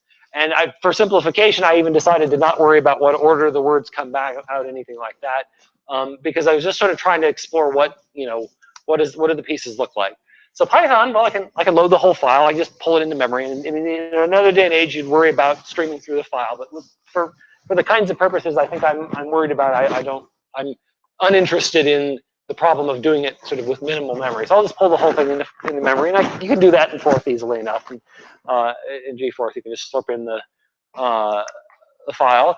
But then, okay, so in Python, you can chop apart the file with a regex, which is that falls into a kind of a weird. It's a little unintuitive. At first, simple, if you're just splitting it on white space, that's not too bad. But it obviously, if you had some more complicated sort of separation that you're going to do in the data, that might be tricky. But this isn't too bad. At least in my head, I can think, okay, I'm going to replace all of the one kind of white space with some other kind of white space, and then I'm going to split on spaces, and then skip all the words that are empty. And it's not too bad in just bare Forth to do kind of same thing, right? You can say, the thinking here is that I've got the file in memory, so I'm going to have two fingers, and I'm going to go down and step through the file and fish out each word, and then trigger some handler. But so this part I don't find too troubling. This sort of matches my sense of what approximately how Baroque splitting would be. If I had a well-factored program, if I was doing a lot of text processing and something, I could imagine that this sort of falling out into overlap with other tasks. If I'm checking for if something is white space or whatnot, that might make some sense. But okay, then on to the problem of tallying the counts. Well, in Python, maybe I'll have a dict, and I'll go through each of the words that I've loaded, and I'll tally up a count for each of the words. But in Forth, that's where it sort of explodes out, right? It's like, well, at least in bare Forth, I can have one way to do things that I fell into is, okay, I'll build up a linked list of words, and I suppose I could have used an array. I vacillated whether that would be more or less concise, but I ended up building up a chain of words, and keeping the count as well in that same list, and that isn't too bad. And then of course I need a simple hash function. Well, these are things that are all they're out of the box, and I think my wariness here is that a part of what appeals to me about Forth is dispensing with sort of all of the dependencies and all the things that pull in. And if I'm, okay, I need a hash function to make this fast. The reason I care is if it's the complete works of Shakespeare, even a contemporary machine, I don't want to be doing that n-squared traversal, right? So I can build up a hash table, right, and then have that give me a jump ahead to look into my list, and then I can tally up the counts. And at this point, it's like you'll notice that the previous pages were one word, one line, but here I'm falling into this place where, in my mind, like this gets hard to read. It's multiple lines per word. I'm thinking at this point almost more like C code, and it's strange. And maybe it's because I fell into the foolishness of thinking that I needed to have traversal of the linked list be generic. I had this word to let me visit a list, and I was pleased that it was relatively pithy to be able to walk over the linked list and share that. But at the same time, maybe that's the issue, but I'm not sure. And then, but in comparison, you think about how many pages of Forth we've seen here. Now we're back to the Python. Well, printing wasn't bad, right? Printing in Python, printing in Forth. We're using that traversal. But fundamentally, I guess what I'm pondering is did I help myself with the reallocation here? Was it good that I'm just sort of accumulating stuff, or is that silly? I noticed that in a way I'm sort of just using the hash table as a kind of like a cache in a strange way, and I wonder particularly if I was doing something more complicated. I mean, this is the simplest thing you could possibly do. You're streaming through a bunch of words, you're calculating something about them, but if I was doing this for something more complicated, if I was collating bank statements or something, I would rapidly get into the place where I would suddenly want a bunch of these lookups, and I would very rapidly fall, at least in my sort of naive way of thinking of it, I would fall very quickly back into that sort of Python-like style of thinking, and I'm not sure how to stay out of there. So I guess I mean I've put the code for these two somewhere that folks can get to, but I guess my challenge to folks is, can you make it smaller and faster? But actually, that's not even really what I'm asking. I think what I'm asking is there a better way to think about this kind of problem? And I'm seeing hands up, and this is great. This is okay. So please, okay, talk to me. I have been thinking about so in Perl or Python, the tendency is to process text offline. You have a text file, like a CSV file or a JSON file, and then you have a program that parses it and does something with it. And I've been thinking of the CSV file or the JSON file as the fourth source code itself, and then viewing like a comma as a comma compiler, not as something to be parsed, and the syntax elements of the JSON file as words, as fourth words. So for like a word count, you could use like you could parse the white space. You parse until not white space, and then just loop over the file that way. So that helps for the splitting, right? But then I get into the place where, like, so to give you an example, and actually let me make this also a little more concrete. So if I'm choosing over the complete works of Shakespeare, for instance, and maybe that's my problem right there, is I'm, thinking in too large of a space. But I got this, this is chewing through it with this fourth program. It takes 3 seconds, right? Whereas, and I got the Python program that is. By the way, the fourth program, I had to tune it a little bit, make sure the hash table was just right, and it's 1.5 seconds. So it's the going through linearly for the parsing. I think you're right. I think the using the fourth parser, reusing the fourth parser is the right sort of stepping stone for that part of it. But then what about the hash table? What if I'm accumulating? I'm trying to make I suppose if I have an implementation of fourth where the dictionary happens to have already been done this way, that makes sense. Maybe that's, yeah. So anyway, John? This is something that I've been trying to get clients to do. Usually they tell me to shut the hell up. It seems like we all do it. We all start implementing code. Where's your design? Yes. Right. Okay. Now that you go, oh, well, all right, let me do the design, but then you got to go, what are the requirements? What is it that I'm designing? That is modeling or analysis of requirements. And then you've heard of object-oriented programming, OOP, which is broken down into 3 steps: OOA, OOP, and OOI, or analysis, design, and implementation. You can get the things, the objects, and their relationships between them. Then that really helps nail down your system. I admit there's an element of me sort of slipping into sort of over scoping, right? Because for instance, the actual task I had was not to chew through a 5 megabyte text file. The complete works of Shakespeare was actually, on the order of a few kilobytes. And so perhaps maybe where I'm running astray is optimizing something that doesn't need to be optimized. John? Your people have worked at making a string native type to be able to deal with a dictionary or have a dictionary type and make that so that it's usable.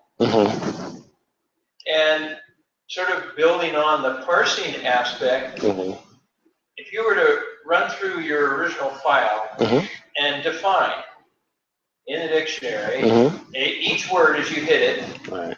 So new definitions would get added to the dictionary. Existing definitions that it finds would be tallied. And you just build up, and at the end of it, you've got this huge dictionary that has all of the unique words. Right. Their content is the tally of them. Of building that sort of functionality in as a native type. The dictionary building is not a native type in Forth. Yes. And Chuck was not thinking of it as a useful type. A lot of other people building or things database stuff. There are lots of things that come to mind of useful string additions in particular. Yeah, I guess part of me is torn, right? Part of me thinks, okay, maybe this is just like, here's a sort of basic data type that's missing from common practice in the language, because there's so many things you can get away without it, and yet, yeah, no, it's a, I don't know. And I admit this is, I apologize, guys, if this is a very sort of half-baked meta sort of thing. It's the kind of thing that I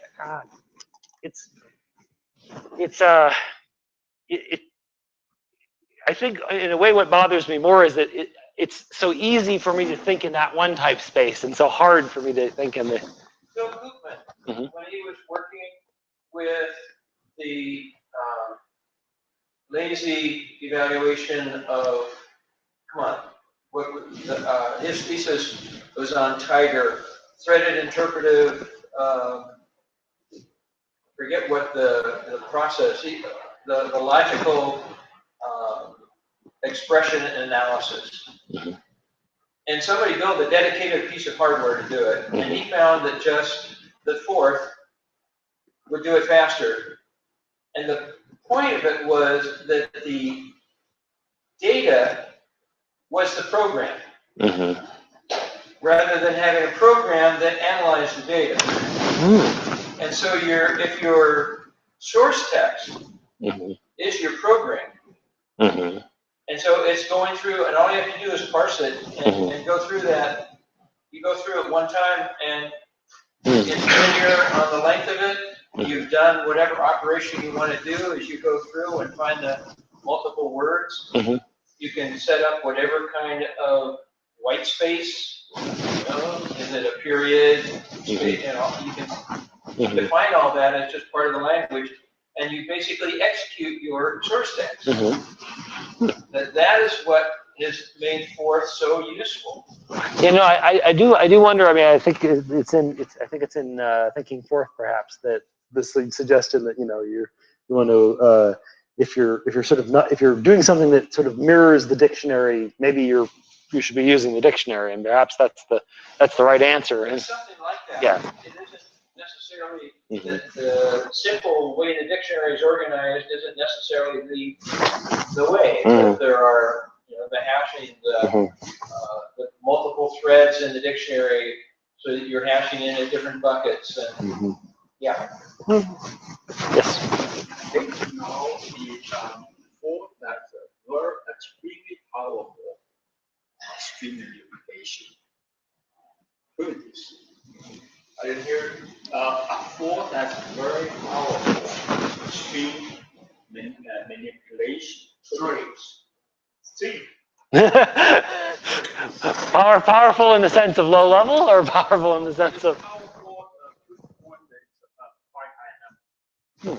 So it has the parsing capability. And you can parse, and you can, there's lots of, when you get a string, you can compile, you can do lots of things.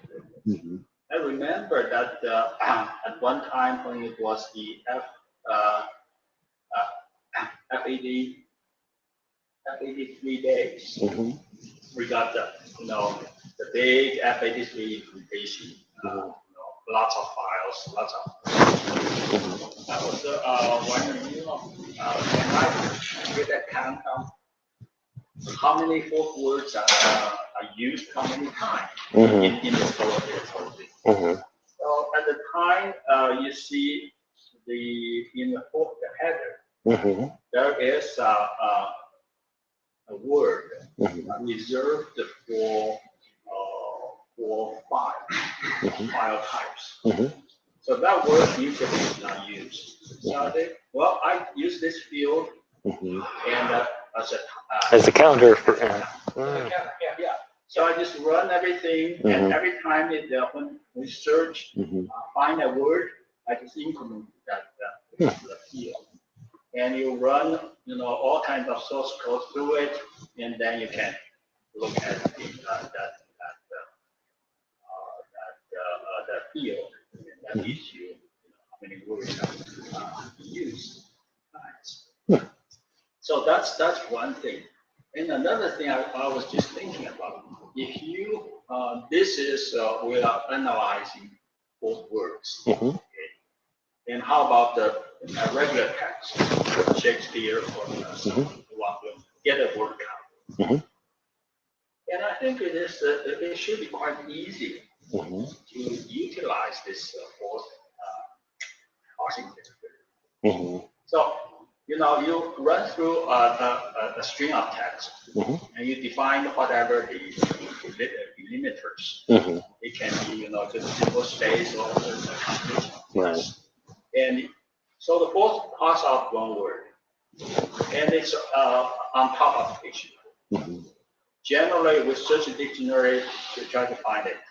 If it's not in the dictionary, it's a number. If it's not a number, it's an error. But in this case, it's not an error. It's a word that we want to count. So if we can't find it in the dictionary, we just keep that word, make a new definition. The name is already there. Yeah, this is yeah, it's in. Allocate that. So this way, when you go through the entire book, you can find all the new words that are going to be built in the dictionary. Okay, and you have a certain marker. This is where the fourth ends, and all the new words are on top of it. So immediately you get all the words that are not fourth words, and you get the use count. Now you can keep it by vocabulary. You can Yeah. have the chapter name or a play title or whatever creates a new vocabulary. That's cute. Creates That's a cute. new list, entry.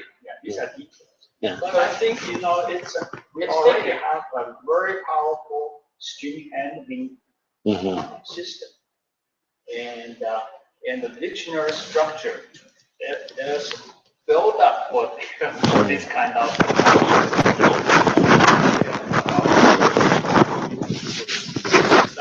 We are interested in both commands, and if we don't have it, we want a colon definition to add to it.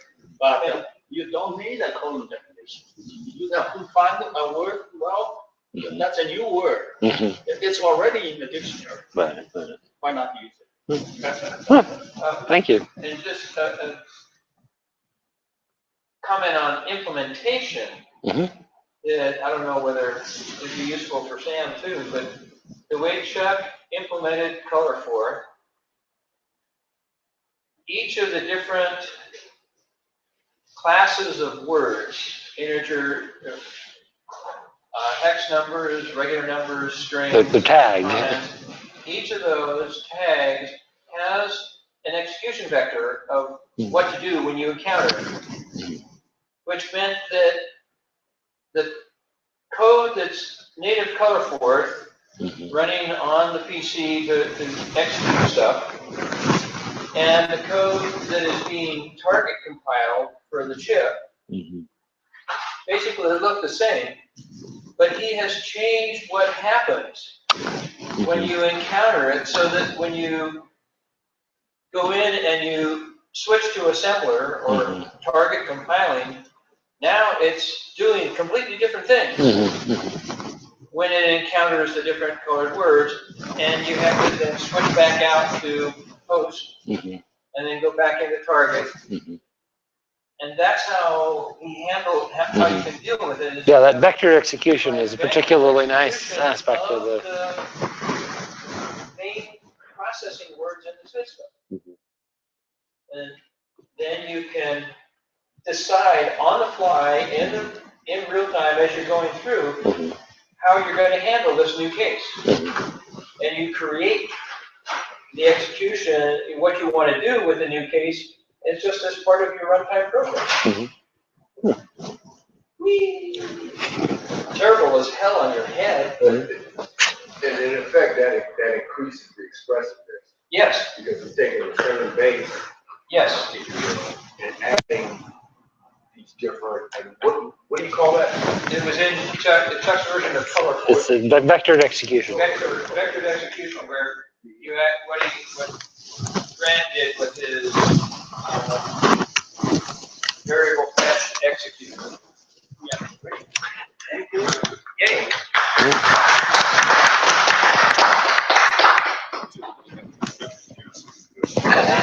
Yes, indeed.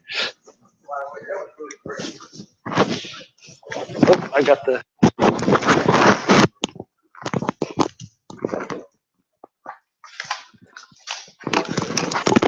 By the way, have you seen the DJB2 hash function? It's really tiny. This is the hash function.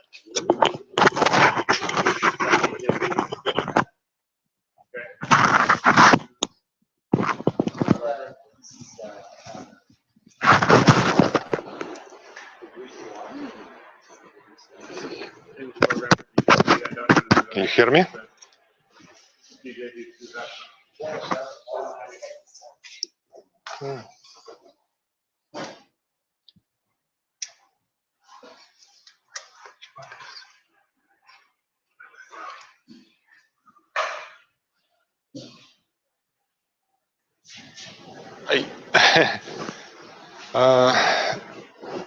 I will speak on different topic, but also I'm not expert in this particular topic. I'm just a person wandering and exploring new thing to me, and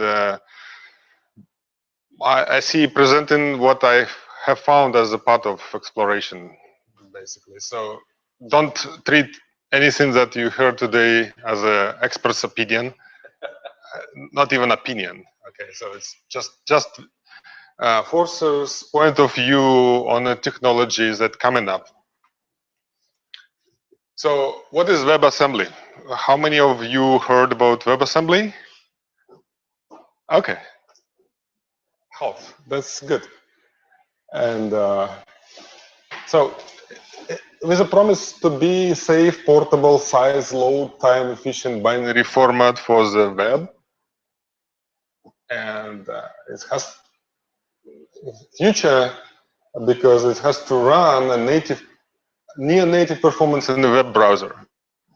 And to be a good compiler target for the normal compilers, those like C++, Go, Rust, whatever language you use, which compiles into native code of a machine. Now it will compile into this code. And then you can take this binary code and load on a page and run it in the browser. So about organization. So there is a W3C organization that's responsible on doing this. And I imagine this organization look like that, probably. So it's Woody Valley, Alien Poker. So before there was a lot of technologies like ASM.js, .NET, Java, which were doing something like that. Some bytecode running, doesn't sound familiar. But there was only one problem. There was only one problem, no technical problems. There was one organization coming up with a solution and everybody accepted this technology. And that was not the case, right? Microsoft didn't like Java because it wasn't Microsoft, right? And so on and so forth. Now, this time, several big organizations decided to play poker. What does it mean? Everybody sit together on the table and start playing same time, right? There is a guy with a gun, but don't look at him, right? For now, this is a pretty nice place to work with. You see Mozilla, Google, Microsoft, Apple, LLVM, bunch of other guys like me, coming up with stupid questions and great ideas, and you never know which one is which. But it looks like that right now.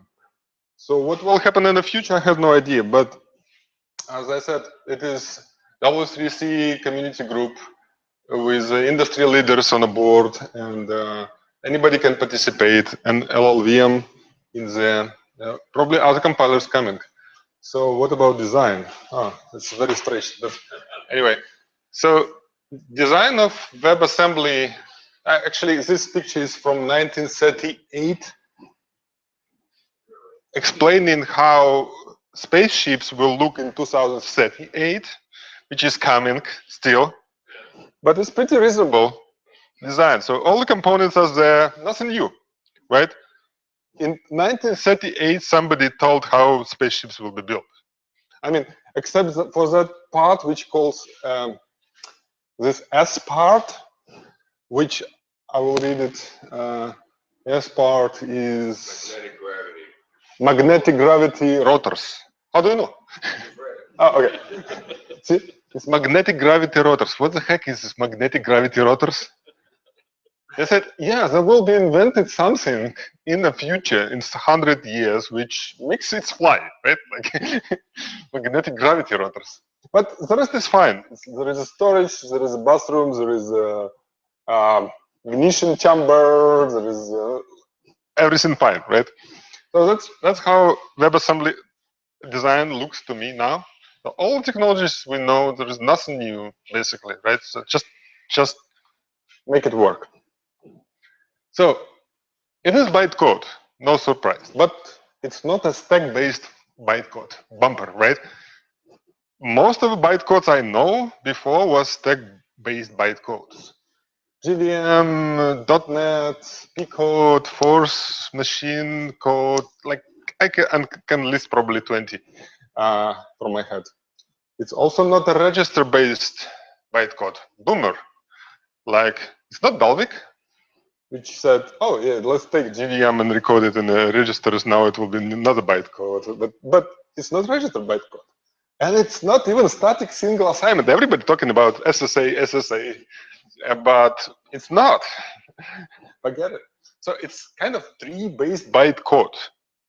Okay, that's new.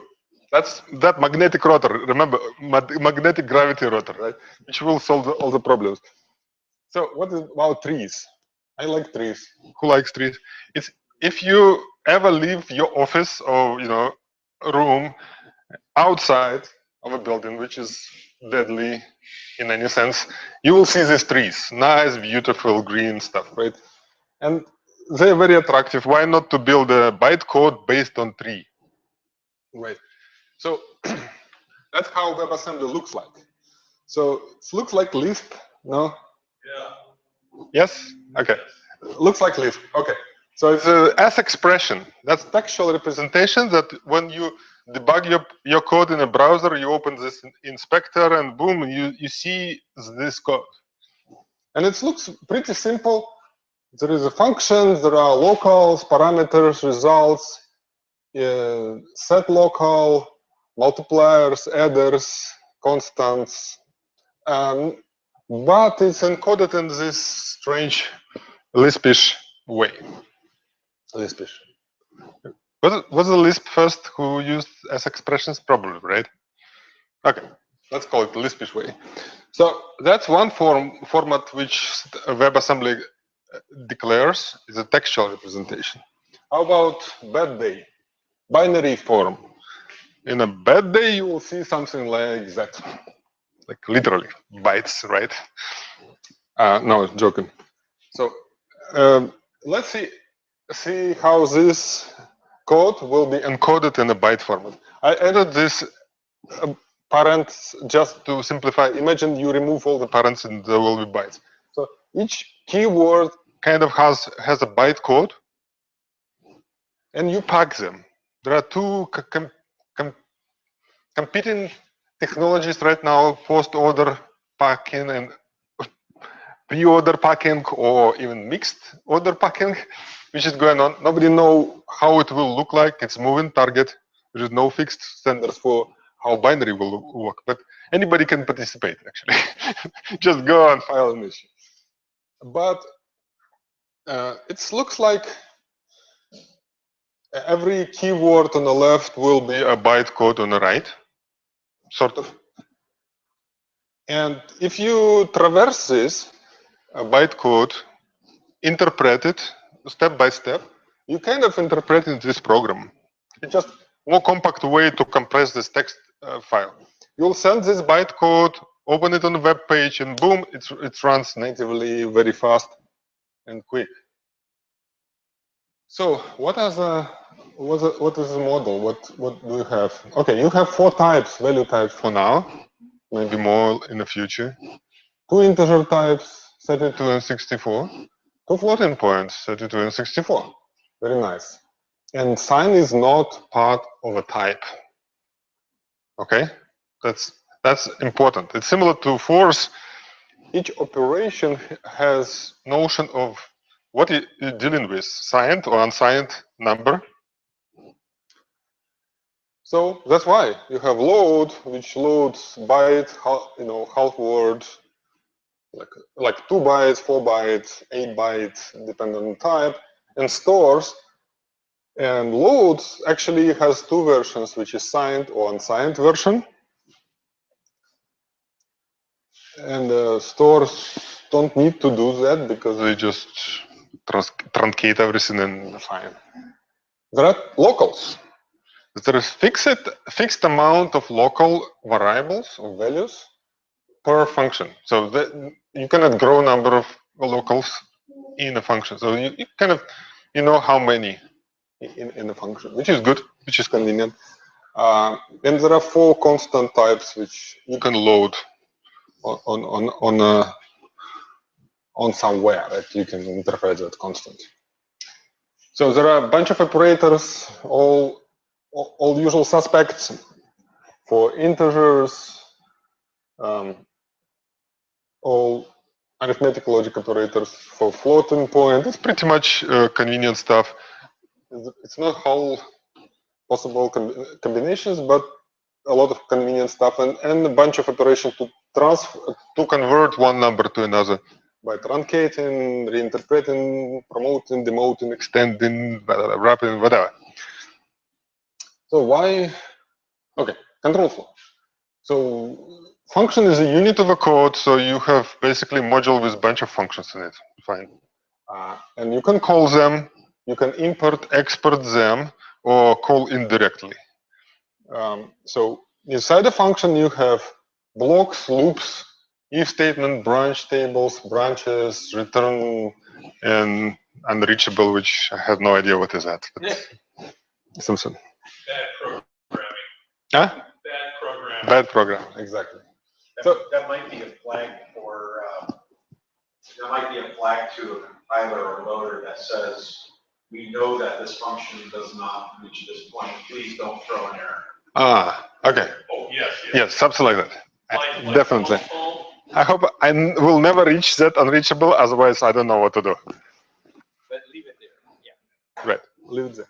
So binary format has basically a big binary file with a bunch of sections, right? So you just look through the file and find sections, and each section has a signature saying functions or memory or export table, whatever, right? So you search through the sections and find a section that you need to do something with, right? For example, function bodies. There is a section called function bodies, like literally a string in the binary file.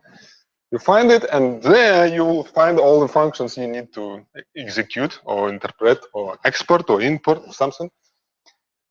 And all this binary, basically byte code, except, so all opcodes are bytes, except if you want to represent some bigger number, like constant, which is 32-bit, 64-bit or something, it's variable length integer format. That's interesting format. So depending on the number you represent, it can occupy 1 byte, 2 bytes, 3 byte, 4 byte. It's like the most significant bit is actually a glue bit, which glue next one if needed, right? So depending on the number in the binary format, it can occupy from 1 byte up to 5 byte, or like maybe 9 bytes, depending on the type you're interpreting or storing, which is very compact, very efficient way to store literals. As we all know, literals usually small numbers. So that's good. Status. That's another science fiction. So that's about how status looks like now. It's under construction, heavily under construction, and multiple guys doing multiple segments of that scene, and it looks like donut in the projection, but if you look far, maybe it's just a little bit of curvature of some other figure. We don't know. So status is everybody focused on minimum viable product. So after they start playing poker, they realize so there's so many new ideas. We have to limit yourself and say, give us something that works, right? First. And then you will have all the threads, SIMD instructions, vector extensions, and new crazy stuff that everybody wants, right? But there is, as of middle of March, there is experimental support in 3 major browsers. Remember the poker game? So everybody kind of finish around and say, we have something working, right? And that's already done. So if you go to Firefox nightly builds, you have to go there at night. I don't know why. Probably because it's nightly build. If you go there at day, it will not work.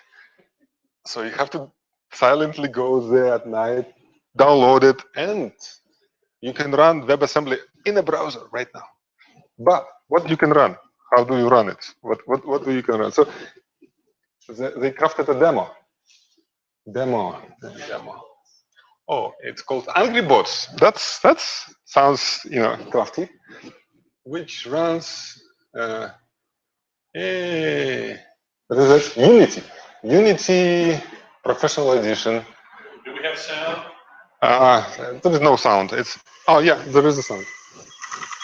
Mostly shooting, right? So it's 3D shooter running in the browser with native FPS. And remind me of AwesomeJS. Probably it is AwesomeJS, just binary encoded AwesomeJS. This is YouTube. Don't fool yourself. But you need new browser to actually run this. Go to this angrybots.com. I don't know, somewhere. Find it. If you search for Angry Bots, you will find it. It's a demo, and you can actually run shoot. Yes. I actually ran that using the polyfill too on my existing Okay. Firefox 30 something or other. It actually runs pretty well. Yeah, I run with some. I don't remember what. Probably Firefox Nightly or something. Without with actual WASM there. So I've seen piece of bytecode. So I'm pretty sure it's like they might be. It's actually there was an early prototype of the polyfill. Now for the demos we put up with just have Yeah, that's what the Firefox does. Basically, you have the AwesomeJS interpreter or translator, and then immediately after that is the WebAssembly binary file. The one we deployed actually, you're just literally downloading it's not even the polyfill that was in the before. That's details. So yeah. So the interesting thing that I don't care much about. Oh, okay, and there are links. So you go to GitHub and WebAssembly as organization. That's poker guys. Respect design. That native prototype repo. That's dead now. That's been merged into the 8. So. Good. So you can ask Brett about the 8 stuff. He is doing it, so he should present that. But and there is LLVM prototype, and there is a bunch of guys at Mozilla.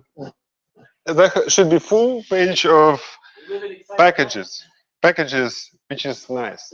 You can translate JavaScript in AwesomeJS into WebAssembly into JavaScript, anything to anything. Just immersive. But I don't care much.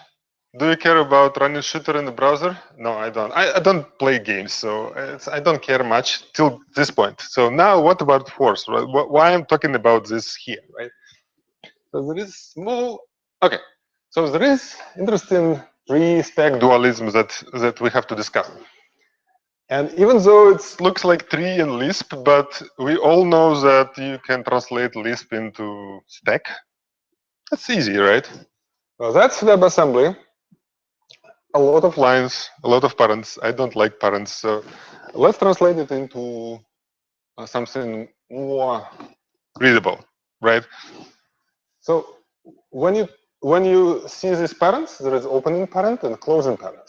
So when you open in the parent, you kind of enter the tree branch. And next one, you enter in again and again, right? When you close in parent, you kind of leave in that branch. So it's enter leave pattern, which everybody knows, right? So what you can do on a leave, when you leave some node, you put that command, right? So first command you leave is get local x, right? So you put it in an instruction sequence. And next one you leave get local y and get local y z, and then boom, you leave multiplier. So what you do? You call multiply. So those three operations was putting something in the stack and multiplier just multiplying, right? No magic. So after you printed all these operations in order of leaving your tree branches, you'll get this sequence, which is stack machine. And then you can convert it to more readable form with locals and force, and even more readable form like force. Like that's more readable, right? Everybody can read it. So if that happens, that x, y, z, u was on a stack in this order, just applying three operations, you'll get an answer R. Nice, right? Cool. So why there was a lot of words there and there's a few here, right? Because nobody read history, right? Nobody read force, right? So why they invented this? They read Lisp probably, or probably they read Haskell, or maybe Clojure. No, Clojure, right? To figure out there are parents, you can do that, right? But they haven't read anything more authentic, right? So that's fine, but how about more sophisticated code, right? Like there are control structures which can keep you busy. But that's factorial, and it's actually recursive factorial. Factorial or factorial? How do you call it? Factorial, right? Factorial. Okay. So it's no-name function which takes one integer 64 argument. Let's put it on the stack, just for simplicity, and return one back, right? So that's the definition on the left. Every time we leave a node, we put it in the instruction sequence, except when we, that's fine, except what you do with if statement, right? So it's kind of stupid to put if in the beginning because we all know if has to take something from stack to branch, right? So let's move if from the beginning into here. I don't know. I don't have a. So let's put if here. When we leave first block, we put if here. Then there is usual pattern, and then when we leave, so this is kind of condition statement, if statement, and else statement, right? So when we leave condition, we put if. When we leave then statement, we put else, and when we leave else statement, we put then, right? Which is normal way of doing stuff, right? And yes, and in the end we have to clean locals. So there was only one local. We clean nip, done, right? So you still have this local variables, which exist in force but not very convenient. So as a next step, you can say, well, I know where argument 0. It's on the top of a stack, right? So you just dupe it, and so on. And you see, that's getting shorter. At some point, you can even optimize it, saying, okay, instead of doing this nip in the end, cleaning all the locals, you can kind of retime this nip inside each block. So here it will become drop, and here it will kill this dub, right? So it's just simplification. So you can run pip hole optimizer, just clean that shit, and in the end you get the force program. Next level of optimization, replace the else yes. with semicolon and with exit. Yes, exactly. So you can do tail recursion. You can do a lot of just pip hole and just retime stuff through the. So no big science, no rocket science. looks like, right? But this is pretty simple stuff, right? So now you come with the more sophisticated stuff, right? And I can swear I haven't generated the code on the right from this function. I did it manually, so there is no translator yet. But theoretically, you can have let's say one parameter that you get, two more locals, I and res, and then you deal with three locals, which get messier, right, in the force. Three locals, oh. Not really. So you can say, that's my force, and it may even work. Except you need this operation with locals, and you need to allocate those locals somewhere. We know how to do it. It's not nice.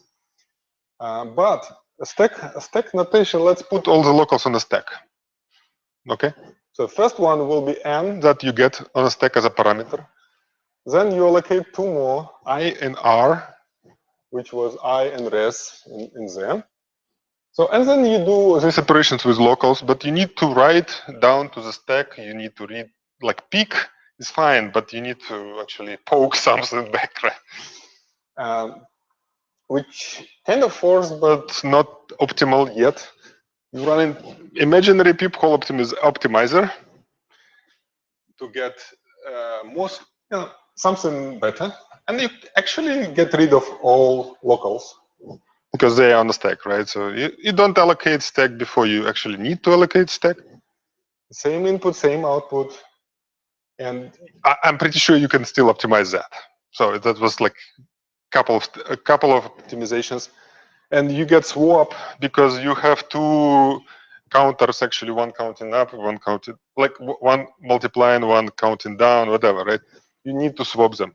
So if you will have a lot of locals, you will have same problems that we have in the force, but fine. What you have now, you have some binary format that you can generate from C++. You can write C++ program, D minus minus, whatever, JavaScript, right? Push button, you generate bytecode. That bytecode you can load into your microcontroller something. You do binary translation, you know how to go through bytecode and do peephole optimizer. That's fine. Everybody know how to do bytecode peephole optimizer. And you do binary translation into RISC-V, some stack architectures, into something. Right in the platform, and you can even invent your instruction set. And just the only thing you need this bytecode, binary translator into your instruction set. But you have nice standard input format that you can run in the browser, you can run somewhere in your IoT device. Embedded, whatever. That's what I imagine doing right now. So what is the status of what I am doing? So this transformation from AST into binary can be done at JSON object format or AST format or at binary level. It's not that difficult on both levels. So I have this vast to force translator on a GitHub. So it's still clumsy, but I can run all the test suite and generate force. Unoptimal. I am working on it. Stack to locals is a big problem. We know all how to allocate multiple locals on a stack and being able to handle them conveniently. Should you shuffle them on return stack? Should you do peek? Should you do something? It's all optimizations you can add on top. And there is one brilliant paper by Anton Ertl on the Euroforce 2013 about portable assembly language, portable assembly force language, PAF, right? Where he described basically what WebAssembly is doing, but in force notation. So, and he even mentioned AwesomeJS saying, this is stupid, let's just do force. Why are you doing this AwesomeJS?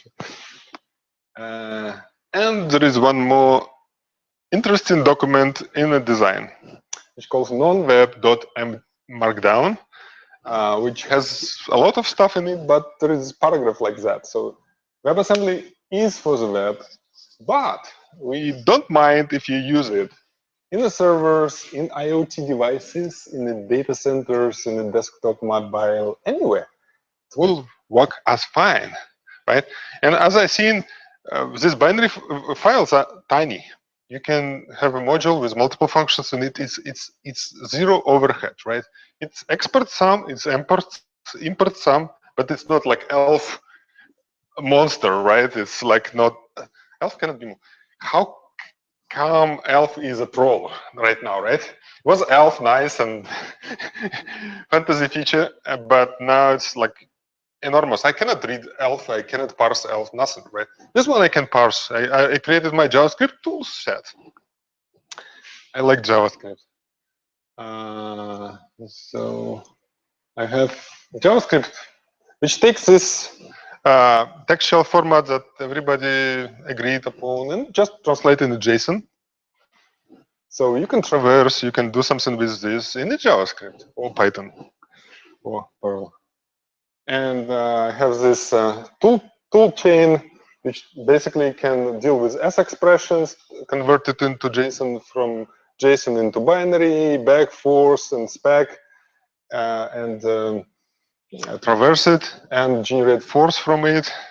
And actually, maybe one day we'll take force and convert into this AST, which will be convenient too. And it doesn't like look terribly more difficult than left one, but except that your program now can read it natively instead of parsing that. So it solves at least parsing problem. So I hope I didn't ruin your. So I hope it was informative, and I hope it's somehow related to the force. The interesting thing about many of new technologies that people forgetting a lot of stuff and a lot of elegant stuff. So it would be nice if WebAssembly has swap over DAP, something, right? Or at least encode it in a way that or any stack machine encodes instead of tree format. But I like tree format. It has enough dualism to convert it natively into stack. And that's it. Thank you. Questions? Thank you. Yeah. I like the code density in Core. I like the code density. Yeah. Yes, exactly. You got this listing type stuff on the left, which is a lot of text. For what it's worth, we reached the list thing. It was an easy compromise amongst compiler people. Well, this will not require debate. Strangely enough. Strangely enough, yeah. And also, this is intended for debugging purposes. It's not intended for straight up. It's not even Sure, done sure. deal that that's in any way a permanent format, although once you have a technical format, it tends to leave it way in all Meaning the binary format. The text is just a representation of the Yes, binary. yes. So the binary The text format. got agreed on first, and then we had a proposal for the binary format. But conveniently, it looks like the binary format is very likely to look post order. That's Oh, really? It's gonna, so it'll be post order, but the control flow will be in order, so it will actually be a but it's still logically interpreted as a tree. Right. But the reason for that flip to post order is everybody realized, oh, but if I want to do an interpreter, and That's right. You need your elements, your operands before you. Otherwise, you gotta scan ahead.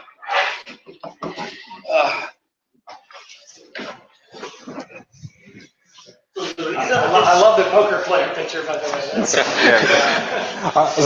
That guy in the glasses, I don't know who, it's only human in the team probably. I don't know, it's some strange user, otherwise it was.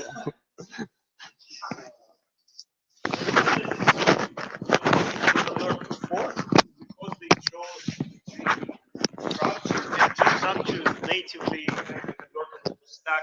Yes, exactly. So interestingly, It shows register based. yeah, exactly. So if you choose LLVM, each node in the LLVM is like I'm doing this operation. This is my operand's die, right? So there is no tree or stack anywhere. So you have to figure out this tree or stack yourself. Right. The order is just random order, right? And there in the assembly, what I like, for some reason, they say, oh, instead of I decompose all this big graph, execution graph, into big trees, right? And now every tree can be converted into stack, which is already a big step forward.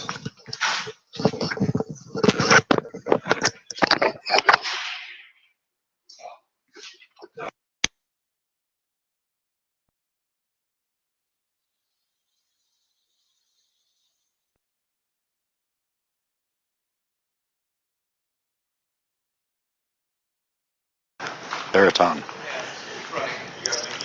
I got blinkies. I got blinkies. And I can't remember how long ago this was. Where'd Kevin go? Well, that's when I posted this. That was probably about a week after Kevin posted on SVFIG that he had heard that. I turned it back on. And they say I've got blinkies. I worked with Sandy at Apple, and he was much better at keeping in contact than I ever am with anybody.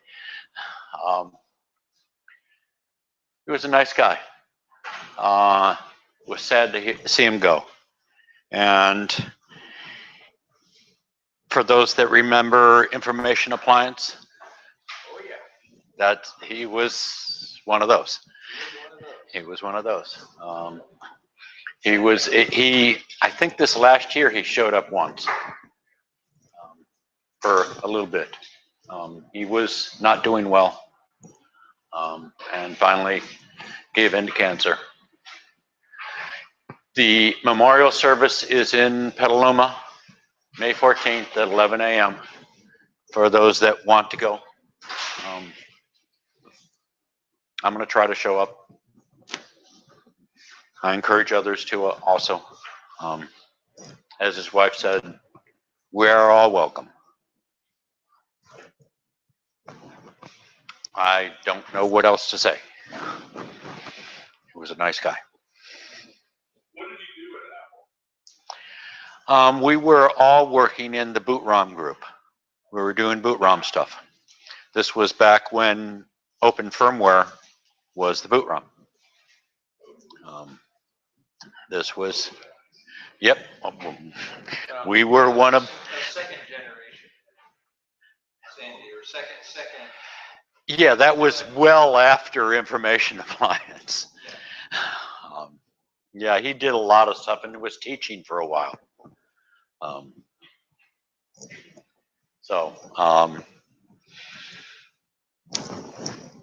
Anybody else have any other remembrances of him? You would have known him more than I did. Is that a clip?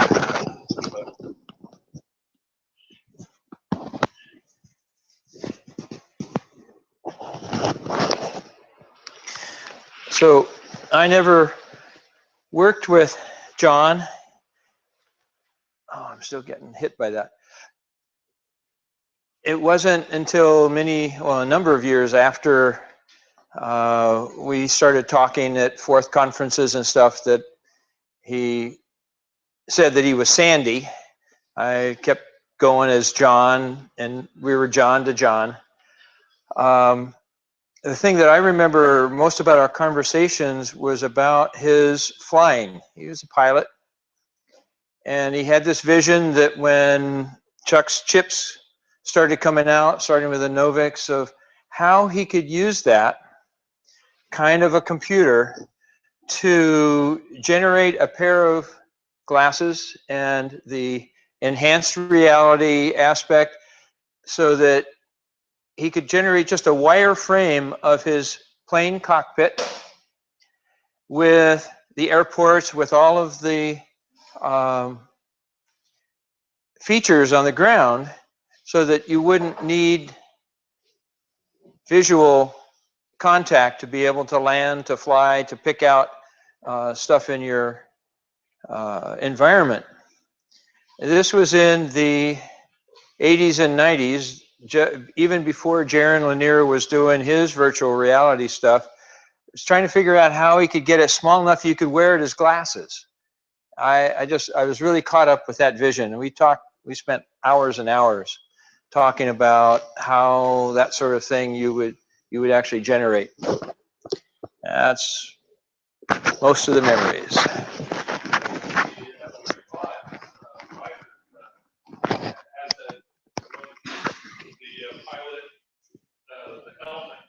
Right.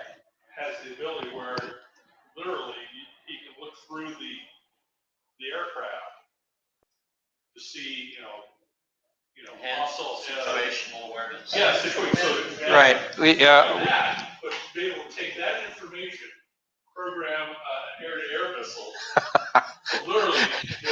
That was far beyond the conversations that we had of programming air-to-air missiles, but. Also, in the Century series of fighters, normally you have this bubble canopy. Well, to make a plane go really, really fast, you can't have that. So what they wanted to do was basically don't have windows. Yeah. That's coming. Yes, that's probably coming. The no windows and streamlining. Best thing to have on aircraft is no windows at all. Right.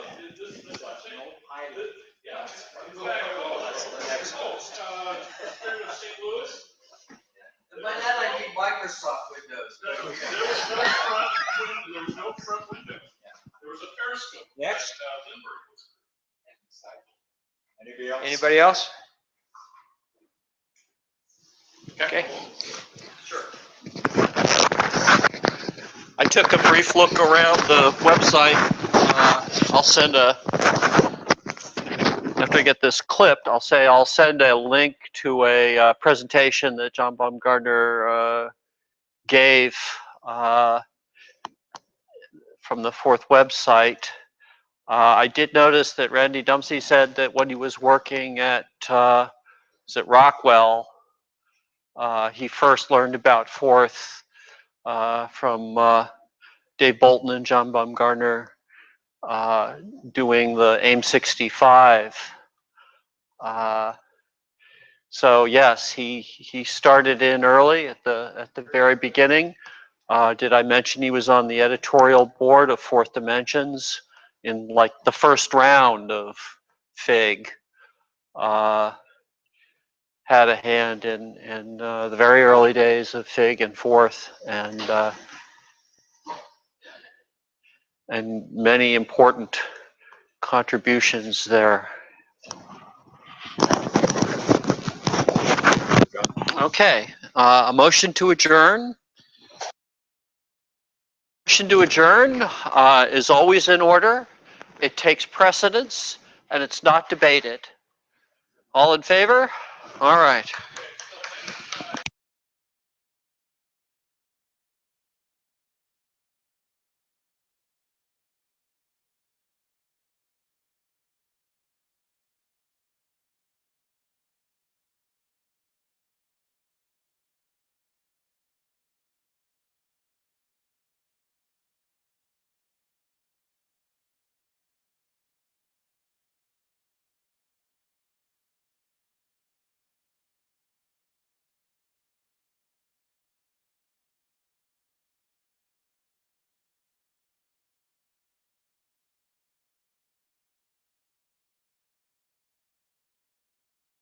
The IDE in the simulator, and you don't need to record this or broadcast it. You can just run the IDE. You don't need actual hardware. Supporting that option. If you want more information about running the IDE in Linux, that's available too. Contact Ting. If you don't know Ting's email, contact me or go to Meetup and contact Ting through Meetup. That is all.